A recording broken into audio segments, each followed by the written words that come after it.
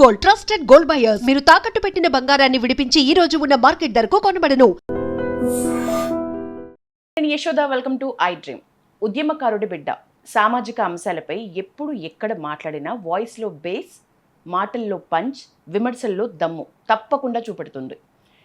ఆ పర్సన్ ఎవరంటే ఎవరో కాదు, మనకి తెలంగాణలో ఒక ఫైర్ బ్రాండ్గా సమస్య వచ్చిన ప్రతి చోట కనిపించే తెలంగాణ క్రాంతి దళ్ ఫౌండర్ మనతో పాటు ఉన్నారు పృథ్వీరాజ్ సార్. సార్, క్రాంతి దళ్ పేరుకి పృథ్వీరాజ్ పేరు ఎక్కడ సెట్ అవ్వట్లేదు, ఎందుకని? అంటే నాకు అర్థం కాలే ఎట్లా. మీరు ఫౌండర్ కదా. అవును. సో పార్టీకి ఎందుకు క్రాంతి దళ్ అని పెట్టినారు? మీ ఎవరైనా పేరుతో పెట్టుకుంటారు కదా, మీరు ఎందుకని మీ పేరు కాకుండా క్రాంతి దళ్ పెట్టినారు? క్రాంతి అనేది ఒక పవర్ఫుల్ నేమ్ యాక్చువల్గా. సో అది ఇప్పుడు కొత్తగా రిజిస్ట్రేషన్ చేసింది కదా. అది అరౌండ్ 2008లో ఎప్పుడైతే ఈ పొలిటికల్ పార్టీస్ ఫెయిల్ అయినాయో, దేవేందర్ గౌడ్ కూడా వచ్చి నవ తెలంగాణ పార్టీ పెట్టిన తర్వాత తన చిరంజీవితో కలిసిపోయిండో, నా బోటోలను వ్యతిరేకించినాం మేము పోలే. సో పోకుంటే ఏంది అసలు అంటే అంతకుముందు నా టీఆర్ఎస్ మీద పెద్ద నమ్మకం లేకుండే మాకు. 2001లోనే టీఆర్ఎస్ ఈయన రాజకీయాల గురించి వచ్చిండు అనేది ఒక అభిప్రాయంతో 2001లోనే విద్యార్థులు రాజకీయాలకు రావద్దు, లాఠీ దెబ్బ పడొద్దు, నెత్తురు బొట్టు నేల మీద రాలొద్దు, ఒక్కరికి కూడా ఒక సంవత్సరం కాదు, ఒక నెల కూడా కాదు, ఒక రోజు కూడా తరగతులు డిస్టర్బ్ కావద్దు, ఎందుకంటే 69 అనుభవాలు అట్లా జరిగినాయి కాబట్టి అని చెప్పి విద్యార్థులు అనేటోళ్ళు ఉద్యమానికే రావద్దు అని చెప్తే అసలు విద్యార్థి యువకులు లేని నువ్వు ఉద్యమం వేడికెళ్ళి నడుపుతావు అనేదేమో నా ఆలోచన ఉండే. నేను అందుకే 2001లోనే బయటకు వచ్చేసిన, టీఆర్ఎస్లోకి వెళ్ళి అప్పుడే పెట్టినప్పుడే కొద్ది రోజులకే నేను బయటకు వచ్చేసిన. బయటకు వచ్చి సపరేట్గా తెలంగాణ రాష్ట్ర విద్యార్థి సమితి అని రిజిస్ట్రేషన్ చేసి, తర్వాత దేవేందర్ గౌడ్ మళ్ళీ ఒక ఆల్టర్నేట్ పొలిటికల్ పార్టీ అనేది వీళ్ళందరితో ఏం కాదనుకొని పక్కకు జరిగి క్రాంతి దళ్ అనే ఆర్గనైజేషన్ అరౌండ్ 2008లో రిజిస్టర్ చేసిన. సో అప్పటి నుండి కొంచెం అంటే పొలిటికల్ పార్టీస్కేమో డైరెక్ట్ వచ్చి ఓట్లు, ఈ హౌస్లలో కూర్చున్నాడు, సీట్లు, ఈ పంచాయతీ ఎక్కువ ఉన్నది. మేము ఎంతసేపు ఉద్యమాలు ప్రజలను ఏకం చేస్తాయి, పార్టీలు ఓట్లు ప్రజలను విభజిస్తాయి అని చెప్పనే ఆలోచనతోనే తెలంగాణ వచ్చే వరకు ఓట్ల రాజకీయాల చుట్టూ పోవద్దనేది ఒకటి ఎప్పుడో నిర్ణయం తీసుకొని ఉంటుంది. సో అందుకనే అది అప్పటి వరకు అది అట్లనే నడిపించుకుంటూ వచ్చినాం. కానీ ఇక ఈ మధ్యలో అనివార్యత ఏర్పడ్డది తెలంగాణలో. లాస్ట్ 10 years చూసినాము. తర్వాత ఈయనను కూడా చూసినాం, రేవంత్ రెడ్డిని చూసినాం, వాటి కేసీఆర్ని చూసినాం, ఇంటికో ఉద్యోగం అంటే ఆయన చూసినాం, బంగారు తెలంగాణని చూసినాం. బాగా సింగారిచ్చి ఉన్నది తెలంగాణ మొత్తం దరిద్రంతో. ఏడ చూసినా కానీ పాడెళ్ళేసుడే ఉన్నాయి, ఇంకా నిరుద్యోగులై పాడెళ్ళేస్తున్నాయి. ఎక్కడ పోయినా కానీ శవాలై ఊరేగుతున్నారమ్మా, రైతన్నలు నడి సేన్లల్లో సమాధులైనమ్మా కూలన్నారు అనే సాహిత్యం కాడికెళ్ళి ఇప్పుడు శవాలై ఊరేగుతున్నారమ్మా, యువకులు నడి సేన్లలో సమాధులైతున్నారమ్మా, లేకపోతే ఏలాడుతున్నారమ్మా కాడికి వచ్చింది. 1200 బిడ్డల ఆత్మ బలిదానాలు ఇలా ఈ తెలంగాణ చూసినందుకు కాదు అని. సో దీనికి ఒకటే ఒక శరణ్యం ఏంటంటే, ఇంకా క్రాంతి దళ్ అనేది ఒక రాజకీయ పార్టీగా ఎస్టాబ్లిష్ అయిపోయి జనం లోపలికి పోవాలనేది ఒకటి ఆలోచన చేసి చాలామంది, దీని వెనుక కూడా చాలామంది ఇంటెలెక్చువల్స్, నిజమైన తెలంగాణ ఉన్నటువంటి వాళ్ళందరి ఆలోచన కూడా ఇప్పుడు ఏమైతుంది. ఇప్పుడు నేను వస్తున్నా, నేను క్యాబ్లో ఇంటికి వస్తుంటే అతను అడిగిన, అరే ఏందా అంటే ఈయన మంచాడు, ఈయన కొద్ది రోజులు ఈయన మంచిగా అనిపిస్తుంది సార్, కొద్ది రోజులు ఆయన మంచిగా అనిపిస్తుంది, కానీ ఇద్దరు అట్లనే సార్ మేము ఎవరికి వేయాలి ఓటు అని అన్నాడు. నెక్స్ట్ బీజేపీకి వేస్తారట సార్. బీజేపీకి అయిపోయింది, బీజేపీ థరోలీ ఎక్స్పోజ్ అయిపోయింది. బీజేపీ ఎక్కడ, బీజేపీకి ఎట్లా వేస్తారు? ఇప్పుడు తల్లిని చంపి బిడ్డను పుట్టించిన అనే స్టేట్మెంట్ ప్రధానమంత్రి నోట్లోకి వెళ్ళి వస్తుంది. ఇండియా పాకిస్తాన్ విభజన ఎట్లా జరిగిందో అట్లా తెలంగాణ ఆంధ్ర విభజన జరిగిందని ఇంత దుర్మార్గంగా మాట్లాడు. మరి ఇండియా పాకిస్తాన్ విభజన జరిగినప్పుడు ఇక అక్కడ పాకిస్తాన్ వాళ్ళు మనోళ్ళు భారతీయులను, ఇండియా వాళ్ళను, అక్కడ పంజాబ్ వాళ్ళని కావచ్చు, అంటే హిందూస్ అనే చెప్పబడేటువంటి వాళ్ళందరినీ కూడా ఊచకోతలకు వచ్చింది కదా. వ్యాన్లలో అక్కడికి వెళ్ళి ఇక్కడికి వస్తే అప్పుడు లారీలు ఉండే, లారీల ఇక్కడికి వస్తుంటే 5 లారీలలో బయలుదేరితే 2 లారీలు, 1 లారీలు వచ్చేది. ఆడపిల్లలను 15 సంవత్సరాలు 14 సంవత్సరాలు నిన్న ఆడపిల్లలను ఎత్తుకపోయినరు, రేపులు చేసిండ్రు, హత్యలు చేసిండ్రు, వాళ్ళ దగ్గరనే పోయి కూర్చొని మత మార్పిడిలు చేసిండ్రు, మన ఆస్తులను కొల్లగొట్టిరు మనోళ్ళై మొత్తం. దాని అంత హీనంగా అంత నీచంగా కంపేర్ చేసుకుంటా బీజేపీ ఎంపీలు మాట్లాడుతున్నారు ఇక్కడ. సో నువ్వు పొద్దున్న లేస్తే తెలంగాణను సవత తల్లి కన్నా ఘోరంగా మాట్లాడు చూసుడు ఉన్నది కదా. ప్రధానమంత్రి ఇప్పటికి 3-4 పర్యాయాలు మాట్లాడిండు ఆయన పార్లమెంట్లో. సో ఇటువంటి విన్న తర్వాత ఇంకా బీజేపీకి జనం ఎక్కడికి ఓటేస్తారు? లేటెస్ట్ చూసినాం కదా, ఇక్కడ వ్యాపారాలు మొత్తం సర్వనాశనం చేస్తున్నారు. అక్కడికి వెళ్ళి వచ్చి ఇల్లీగల్ దందాలతోని వ్యాపారాలు సర్వనాశనం చేస్తున్నారు, విషపు కూడు తినిపిస్తున్నారు. చిన్న పిల్లల పాకెట్ల పాలకాడికి వెళ్ళి విషం ఉంది మొత్తం అని చెప్పుడు. మనకు తినే మిరియాలు, ఆవాలు, లవంగాలు, ఎల్లిపాయలు, ఉల్లిపాయలు అన్ని కల్తీ నేను సంవత్సరం నుంచి మొత్తుకుంటూ వస్తున్నా. Hmm. ఈ దందాలు మొత్తం అక్కడికి వెళ్ళి వచ్చిన వాళ్ళే చేస్తున్నారు. వాళ్ళకి సపోర్ట్ చేసుకుంటే మాట్లాడారు ఇక్కడ ఉన్న బీజేపీ వాళ్ళు. వాళ్ళ వాళ్ళ వాళ్ళ తరఫు ఛాంపియన్ గిరి చేశారు కదా. ప్రచార పాలన అని పదే పదే విమర్శిస్తున్నారు. ఆ విమర్శకి ఒక 3 ఉదాహరణలు చెప్పమంటే ఏం చెప్తారు? ప్రచార పాలన అని ఎందుకు విమర్శిస్తున్నారు? చెయ్యని దాన్ని చేసినట్టుగా చెప్పుకున్నాడు. లాస్ట్ టైం ఏం చేశారు? ఇప్పుడు మీరు బయటికి పోరి తారనాక శివరస గాడి పోర్రి, ఓటింగ్స్ ఉంటాయి మొత్తం ఈడికెళ్ళి ఆడి దానుకుంటే ఆడికెళ్ళి ఏడుపోటు దానుకుంటే మీరు హైదరాబాద్ కాదు కదా ఎక్కడ పోయినా కానీ మొత్తం ఓటింగ్లు ఉంటాయి. ఈ ఓటింగ్ల గురించే వేల కోట్ల రూపాయలు ఖర్చు పెట్టినరు వీళ్ళు. మన ప్రజల ధనాన్ని ట్యాక్స్ కట్టిన ధనాన్ని వృధా చేస్తున్నాడని ఇదే రేవంత్ రెడ్డి గతం కేసీఆర్ మీద అన్నాడు. కేసీఆర్ అదే పని చేసిండు. ఈయన వచ్చి కూడా అదే చేస్తుండు. ఒక బంగ్లా కట్టి మొత్తం తెలంగాణ అంతా బడులు కట్టినా అని చెప్పి ప్రచారం చేసుకుంటుంటే దాని ప్రచారం వృధా ఖర్చులు కావా? పొద్దున్న లేసే పేపర్లలో యాడ్లు ఏం దేనికి వచ్చిందని చెప్పి. ఇప్పుడు ఈయన వచ్చిన తర్వాత గత ప్రభుత్వంలో బంద్ చేసిన 7,000 చిల్లర బడులను, ప్రభుత్వ బడులను ఈయన రాగానే తెలుస్తా అని చెప్పిండు. బంద్ చేసిన బడులు తెలుస్తా అన్నాడు. ఈయన వచ్చినాక 1000 బడులు బంద్ చేస్తున్నాడు కదా ఇప్పుడు. కానీ బంద్ చేస్తున్నాడు. లాస్ట్గా ఆయన ఏం చెప్తున్నాడు? ఇంకా ఇంటిగ్రేటెడ్ స్కూల్స్ కడతా, నేను ఇంటిగ్రేటెడ్ స్కూల్స్ కట్టి 4,000 బడులు అంటే 23,000 బడులు ఉన్న బడులను కథం పట్టించేస్తా అని చాలా క్లియర్గా స్పష్టంగా చెప్తున్నాడు. కానీ ప్రచారం ఏం చేస్తున్నాడు? ఇంటిగ్రేటెడ్ బొమ్మలు పెట్టుకొని ప్రచారాలు చేసుకుంటుండే, ఎక్కడ పడితే అక్కడ పోయి ప్రచారాలు చేసుకుంటు చెయ్యని దాన్ని చేసినట్టుగా. ఇప్పుడు రైతులకు ఉన్నది, కౌలు రైతులకు కూడా ఈయన పైసలు ఇస్తానడా లేదా? ఒక్క రైతు కానీ ఇచ్చిండా? కానీ మేము రైతులను మొత్తం కాపాడుతున్నాం, మేము చేస్తున్నాం, ఇది చేస్తున్నాం, అది ఆడవాళ్ళను కోటీశ్వరం చేస్తా అంటున్నాడు. చీరలు ఇచ్చి కోటీశ్వరం చేస్తా అని చెప్తున్నాడు. డిగ్రీలు పీజీలు చదివినటువంటి వాళ్ళకు ఉద్యోగాలు ఈ ఫస్ట్ నువ్వు వచ్చిన ఫస్ట్ ఏడాదే 2 లక్షల ఉద్యోగాలు ఫిలప్ చేస్తా అని చెప్పింది కదా. తర్వాత ప్రతిసారి June 2 రోజు జాబ్ క్యాలెండర్ ప్రకటించి ఆ రోజు మొత్తం సంవత్సరం ఈ రిక్రూట్మెంట్ చేస్తుంది కదా. చేసిండ్రా?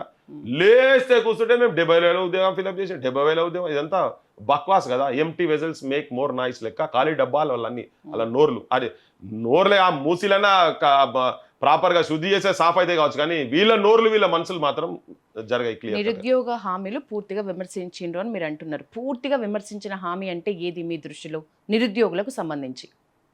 విస్మరించిన హామీ క్లియర్ కట్ గా 2 లక్షల ఉద్యోగాలు, 4,000 వృత్తి ఇస్తాడు. నౌకరిచ్చే వరకు 4,000 వృత్తి ఇస్తాడు. ఆత్మగౌరవంతో ఉండాలి. అప్పటిదాకా మీరు తిండి తినాలంటే అశోక్ నగర్ లా తర్వాత ఎక్కడెక్కడైతే ప్రిపేర్ అవుతారో ఆడ అన్నం పెడతా అని చెప్పిండు. ఇవన్నీ జరిగినాయి నిరుద్యోగులకు.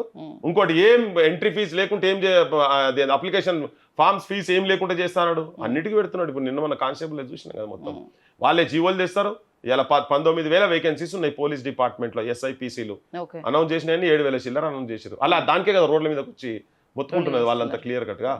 ఇంకోటి ఏంది, వాళ్ళు చేసిన తప్పుకు వాళ్ళు వచ్చి బయటకు వచ్చి పిల్లలు వచ్చి పాలిటీషియన్స్ రేవంత్ రెడ్డి వీళ్ళు చేసిన తప్పుకు, గవర్నమెంట్ చేసిన తప్పులకు వీళ్ళు బయటకు వచ్చారా? మీరు ఈ తప్పులు చేసిరు, మాకు ఈ వాగ్దానాలు చేసినారు, వాయిదాలు పెట్టిరు, మాకు కంపల్సరీ మేము ఫిలప్ చేస్తామని చెప్పిండ్రు. మేము మీకు అధికారంలోకి వచ్చేందుకు మేము మీ గురించి తిరిగినాము, మా ఊళ్ళని ప్రాధాయపడ్డాము, కాళ్ళు మొక్కినాము, కడుపులో తలకాయ పెట్టినాము, గదవ పట్టుకున్నాము, బతిలాడినా మా ముసలిని కూడా బతిలాడి మీకు ఓట్లు వేయించినాము.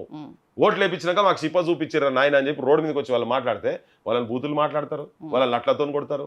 ఇది ఎక్కడిది? ఏ హామీ ఫిలప్ ఏ హామీ నెరవేర్చిన వాళ్ళు?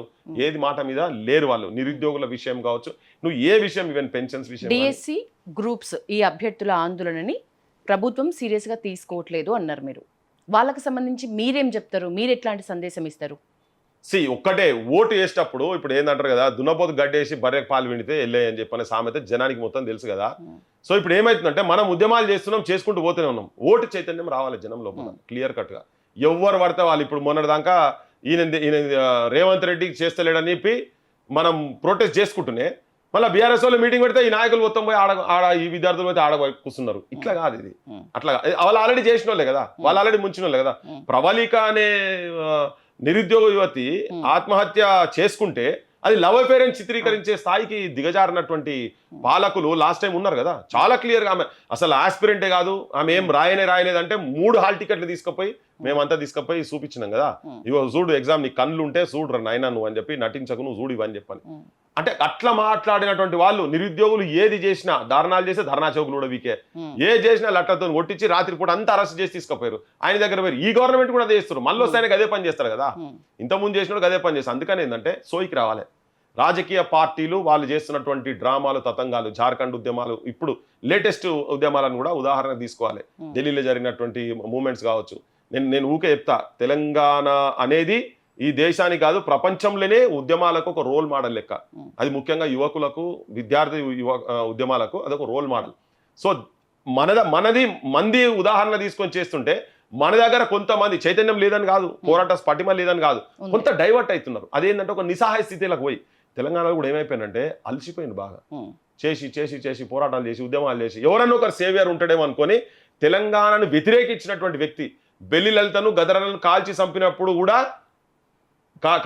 కూడా బెల్లెతనో నరికి సంపిరు గదరలను కాల్చినప్పుడు ఆ పార్టీలలో ఉన్నటువంటి రేవంత్ను కూడా జనం క్షమించారు. కానీ రేవంత్ అది మొత్తం మర్చిపోయింది ముఖ్యమంత్రి అయిన తర్వాత.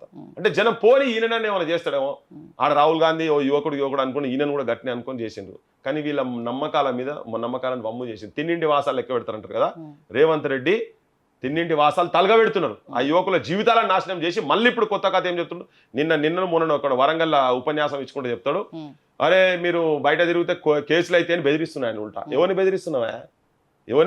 కేసులు అయితే చూసుకుందాం, నువ్వు ఎన్ని కేసులు పెడతావో చూసుకుందాం. నువ్వు మాత్రం కథం అయిపోతావు. నువ్వు రాజకీయంగా నిన్ను బొందబెట్టుడు తెలంగాణ ప్రజలు మాత్రం ఫిక్స్ అయిపోయినారు, డిసైడ్ చేసుకున్నారు. రైతు రుణమాఫీ పూర్తయిందని ప్రభుత్వం చెప్తుంది పృథ్వీ గారు, మీరేమో చాలా వేల సంఖ్యలో మిగిలి ఉన్నారని అంటున్నారు. ఆధారాలు ఉన్నాయా? మీరు ఒకసారి అనాయంబడి ఊర్లలో పంట పోదాం. ఎందుకు ఇప్పుడు మనం ఇట్లా మాట్లాడుకునేందుకు నేను చాలా పోయినా ఇంతకు ముందు. మనమే ఊర్లలో పంట పోదాం, మీరు రాండి ఒక 4 రోజులు నాయంబడి రాండి, తిప్తా ఎక్కడెక్కడ ఎంతెంత మందికి అయినా ఏంది, పెన్షన్లు ఎంత మందికి వస్తున్నాయి, ఏంది ఇదంతా అని చెప్పని ఒకసారి పోదాం. జనంలో కూడా పోతే కదా జనంకు తెలిసేది.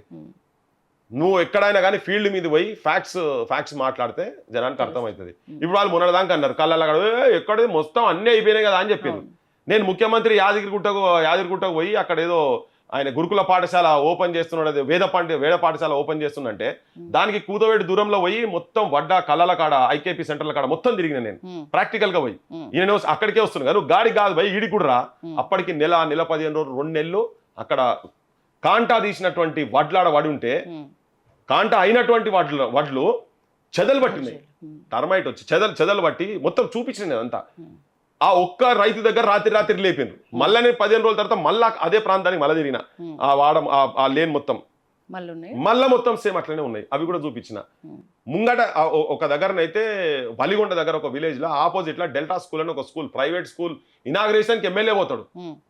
రైతులు ముంగట 15 రోజుల నుంచి పడిగాపులా కాస్తున్నారు. అప్పటికే తెలంగాణలో మెదక్లా ప్రాంతంలో మొత్తం కుప్పల మీద ఎండకు వాళ్ళు ఎండ దెబ్బ తగిలి చచ్చిపోయిన రైతులు చచ్చిపోయారు. అటువంటి చూస్తున్నాం. కుక్కలకు కావాలండాలి, పందులకు కావాలండాలి, రాత్రిపూట దొంగలకు కావాలండాలి. ఇవన్నీ తర్వాత కనీసం లారీలు కూడా రాక కాంట అయినా కూడా నేను చూపిస్తాను. వర్షానికి వరదలైపోవాలి, మళ్ళీ అక్కడనే మొలకలు ఎత్తాలి. అవి ముఖ్యమంత్రి ఎమ్మెల్యే అక్కడ ఉంటాడు. నేను పోయినా, మా ఇద్దరికి కన్ఫ్రంటేషన్ జరిగింది, చూపించినాం జనానికి కూడా చూపించినాం. ఇగో ఇది ఫ్యాక్ట్ అని చెప్పాను. సో నువ్వు ఏమి అబద్ధాలు చెప్పుకుంటా చెప్పుడో మాటలు మాత్రం కోటలు దాటుతాయి, చేతలు గడప దాటాయి ఎక్కువ ఉన్నది వాళ్ళదంతా. సో ఇట్లా మీరు ఏ సమస్య తీసుకోండి. మీరు ఇందిరమ్మ ఇళ్ళ గురించి కూడా మాట్లాడిండ్రు, రాజకీయ జోక్యం ఉందని. దానికి సంబంధించి అంటే జోక్యం ఉంది అని మీకు ఎట్లా తెలిసింది? సౌ బాత్ కి ఏక్ బాత్. నేను మొన్న ఖమ్మం పోయినా, ఖమ్మంలో నిరుద్యోగ యువకుడు మొన్న ఆత్మహత్య ప్రయత్నం చేసింది కదా, ఎండ్రిన్ దాగి సాగుమన్నాడు కదా రేవంత్ రెడ్డి. ఎండ్రిన్ దాగి సచ్చినా కానీ నేనైతే నౌకర్లియా, మీరు మోకర్లినా ఏం చేసినా బాయిలవాడి సచ్చినా ఇయ్యా అని చెప్పి మాట్లాడిండు కదా. లెటర్ రాసిండు ఆయన, ఉప ముఖ్యమంత్రి పేరు రాసిండు, ముఖ్యమంత్రి పేరు రాసి ఆ పిల్లగాడు మందు గోళీలు మింగిండు. నేను ఆయన పరామర్శిస్తేందుకు పోయి మాట్లాడితే ఆ పిల్లాడు క్లియర్గా చెప్పిండు, మా ఊర్లో ఆ పిల్లాడు గౌడు, మా ఊర్లో 5 ఎకరాలు ఉన్నటువంటి వాళ్ళకు డబల్ బెడ్రూమ్ వచ్చింది, మాకు భూమి లేదు, మా అమ్మ కొద్దిగా మెంటల్లీ రిటార్డెడ్, అయినా నేను చెవులకు దూదులు పెట్టుకొని ఏదన్నా కాంపిటేటివ్ ఎగ్జామ్ వస్తుందేమో ఒక ఆశతోటి నేను చదువుకుంటా ఉన్నా. మా అమ్మ ఎప్పుడు గట్టిగా మాట్లాడుతుందో ఎప్పుడు కాముకుంటుందో తెలియదు, ఆ మందుగోళీల ప్రభావం బట్టి ఉంటుంది. కానీ నాకు ఒక జీవితంలో ఒక ఆశయం ఉన్నది, నేను నౌకరు రావాలని. కానీ ఈ ప్రకటనలు ఇవన్నీ చూస్తుంటే నాకు ఆశ నిర్వీర్యం అయిపోయింది. కనీసం డబల్ బెడ్రూమ్ కూడా ఇయ్యలేదు అని చెప్పిండు. అందుకే అదే రోజు చెప్పిన, యాడున్నా మిస్టర్ రేవంత్ గౌడ్, గౌలలో మీటింగ్ పోతే నేను గౌడ్ అంటాడు, గొల్లలో మీటింగ్ పోతే నేను యాదవ్ అంటాడు, ముదిరాజుల మీటింగ్ పోతే ఇంకోటి చెప్తాడు, ముందు కాపుల మీటింగ్ పోతే పాటిల్ అంటాడు. ఆయన యాడికి పోతే ఆ కులమని మాట్లాడతారు. మరి యాడున్నావా మిస్టర్ రేవంత్ గౌడ్? చూడు మరి 5 ఎకరాలు ఉన్నటువంటి ఆ ఊర్లో రాజకీయ జోక్యంతో ఉన్నోళ్ళకి ఇచ్చిర్రు. మరి వీళ్ళకి ఏం ఆస్తి లేదు, ఏం లేదు, ఇంట్లో ఒక మెంటల్లీ రిటార్డెడ్ తెలంగాణ ఆడబిడ్డ ఉన్నది, మరి వాళ్ళకైతే ఇవ్వాలి కదా. సరిపోదా మీకు ఇవి ఎన్ని ఉదంతాలు చూపించాలి? ఏ ఊర్లోకి పోదాం చెప్పండి? బయట ఉట్టిగా ఇవన్నీ డబ్బా మాటలు వాళ్ళు మాట్లాడేటి, రేవంత్ మాట్లాడేటి డబ్బా మాటలు. వాళ్ళు అనుకుంటున్నారు, వాళ్ళ ఎన్నోకసారి వాళ్ళు చూసుకుంటారు, వాళ్ళ ఎన్ని సంగతి అంతా వాళ్ళకి ఎరికే, ఇవన్నీ ఏం చేస్తున్నారని వాళ్ళకి ఎరికే. రాజకీయ జోక్యం లేకుండా కొన్ని జాగాల మంచిగా జరుగుతుండొచ్చు, కానీ నీకు మెజారిటీ మొత్తం రాజకీయ జోక్యంతో జరుగుతున్నట్టుగా ఉదాహరణలు కోకొల్లలు ఉన్నాయి. హైడ్రా వర్క్స్ చట్టబద్ధంగా జరుగుతున్నాయని మీ ఫీలింగా, లేకపోతే పేదల ఇళ్ల మీద చేస్తున్న దాడిగా చూస్తారా? ఎట్లా చూస్తారు హైడ్రా? అది హైడ్రా 200% రాజకీయ నాయకుల వాళ్లకు ఉపయోగపడే విధంగానే నడుస్తున్నది. పేదల ఇల్లు కూల్చకుండా సమస్య పరిష్కారం ఎట్లా అవుతుంది ఏ ప్రభుత్వానికైనా? నేను ఇంట్లో ఒకటే చెప్తున్నా, పేద ఇల్లు దేనికి గులగొట్టాలి? ఇప్పుడు ప్రక్షాళన కావాలంటే ఎక్కడో చోట కొంత పోవాలి కదా. ఎట్లా, ఎందుకు పోవాలి, ఏది పోవాలి, ఎవరి భూమి పోవాలి? పేదలేదంటే ఏం భూమి పోవాలి? ఇప్పుడు వాళ్ళే, నేను ఒకటే ఉదాహరణ చెప్తా, 66 చెరువులు హైదరాబాద్లో చెరువుల మీద ఇల్లీగల్గా కన్స్ట్రక్షన్ చేసింది గత ప్రభుత్వం అని ఉప ముఖ్యమంత్రి ఇంకా మంత్రులు కలిసి ప్రెస్ కాన్ఫరెన్స్ పెట్టి డిక్లేర్ చేసి చెరువుల పేర్లు కూడా ఇట్లా ప్రకటించారు. నేను అడుగుతున్నా మీతోని, 600 గజాలు అన్నా ఏ చెరువులు అన్నా, నేను 6 చెరువులు కూడా అంటలేను, 600 గజాలు వాళ్ళు ప్రకటించినట్టు దాంట్లో ఏ ఒక్క దాంట్లో సాఫ్ చేసిరా చూపిమంటున్నా. మాట్లాడితే బతుకమ్మకుంటా అంటాడు, ఎర్ర చెరువు అని మాట్లాడతారు, మీ గురించి పార్క్ చేస్తుంటే నన్ను తిడుతున్నారు అంటాడు రేవంత్ రెడ్డి. నువ్వు ప్రకటించిన 66 చెరువుల సంగతి ఏంటిది మిస్టర్ రేవంత్ రెడ్డి? నువ్వు మూసిని ప్రక్షాళన చేస్తాను పర్మిషన్ ఎవడు ఇచ్చాడు? మీ అన్న ఇల్లు కూడా అల్లనే ఉన్నది కదా, మరి నీ అన్న ఇల్లు కూడా బఫర్ జోన్ లోనే, మరి మీ అన్న ఇల్లు కూడా కొట్టలేదు ఎందుకు? పేదోళ్ళు పర్మిషన్ నువ్వే ఇస్తావు. కటిక పేదరికంలో ఉన్నటువంటి వాళ్ళు పేదోళ్ళు నా రోజంత కైకూలి పని చేసుకొని 50 గజాలు 100 గజాలు పాపం వాళ్ళ జీవితాంతం కష్టపడి సంపాదించిన పైసలతోని నువ్వు పర్మిషన్ ఇస్తావు, రిజిస్ట్రేషన్ చేసుకుంటావు, కరెంటు బిల్లులు తీసుకుంటావు, ఆడ ట్యాక్సులు తీసుకుంటావు, అన్ని తీసుకొని ఇలా నువ్వు ఆలాపేసడం వచ్చి నీ భూమి కాదు అంటావు. ఇల్లీగల్గా నేను కొన్ని వందలు చూపిస్తా. ఇప్పుడు 60 చెట్ల కాడికి పోదామా? ఫస్ట్ వాళ్ళ దగ్గర పోయి వాళ్ళే గులగొట్టాలి కదా. ఇదే ముఖ్యమంత్రి చెప్పిండు, ఉన్నోని ఫామ్ హౌస్ లెక్కలు వచ్చేది ఇది తాగుతున్నారు హైదరాబాద్ వాళ్ళు, నేను సాఫ్ చేయొద్దా అన్నాడు.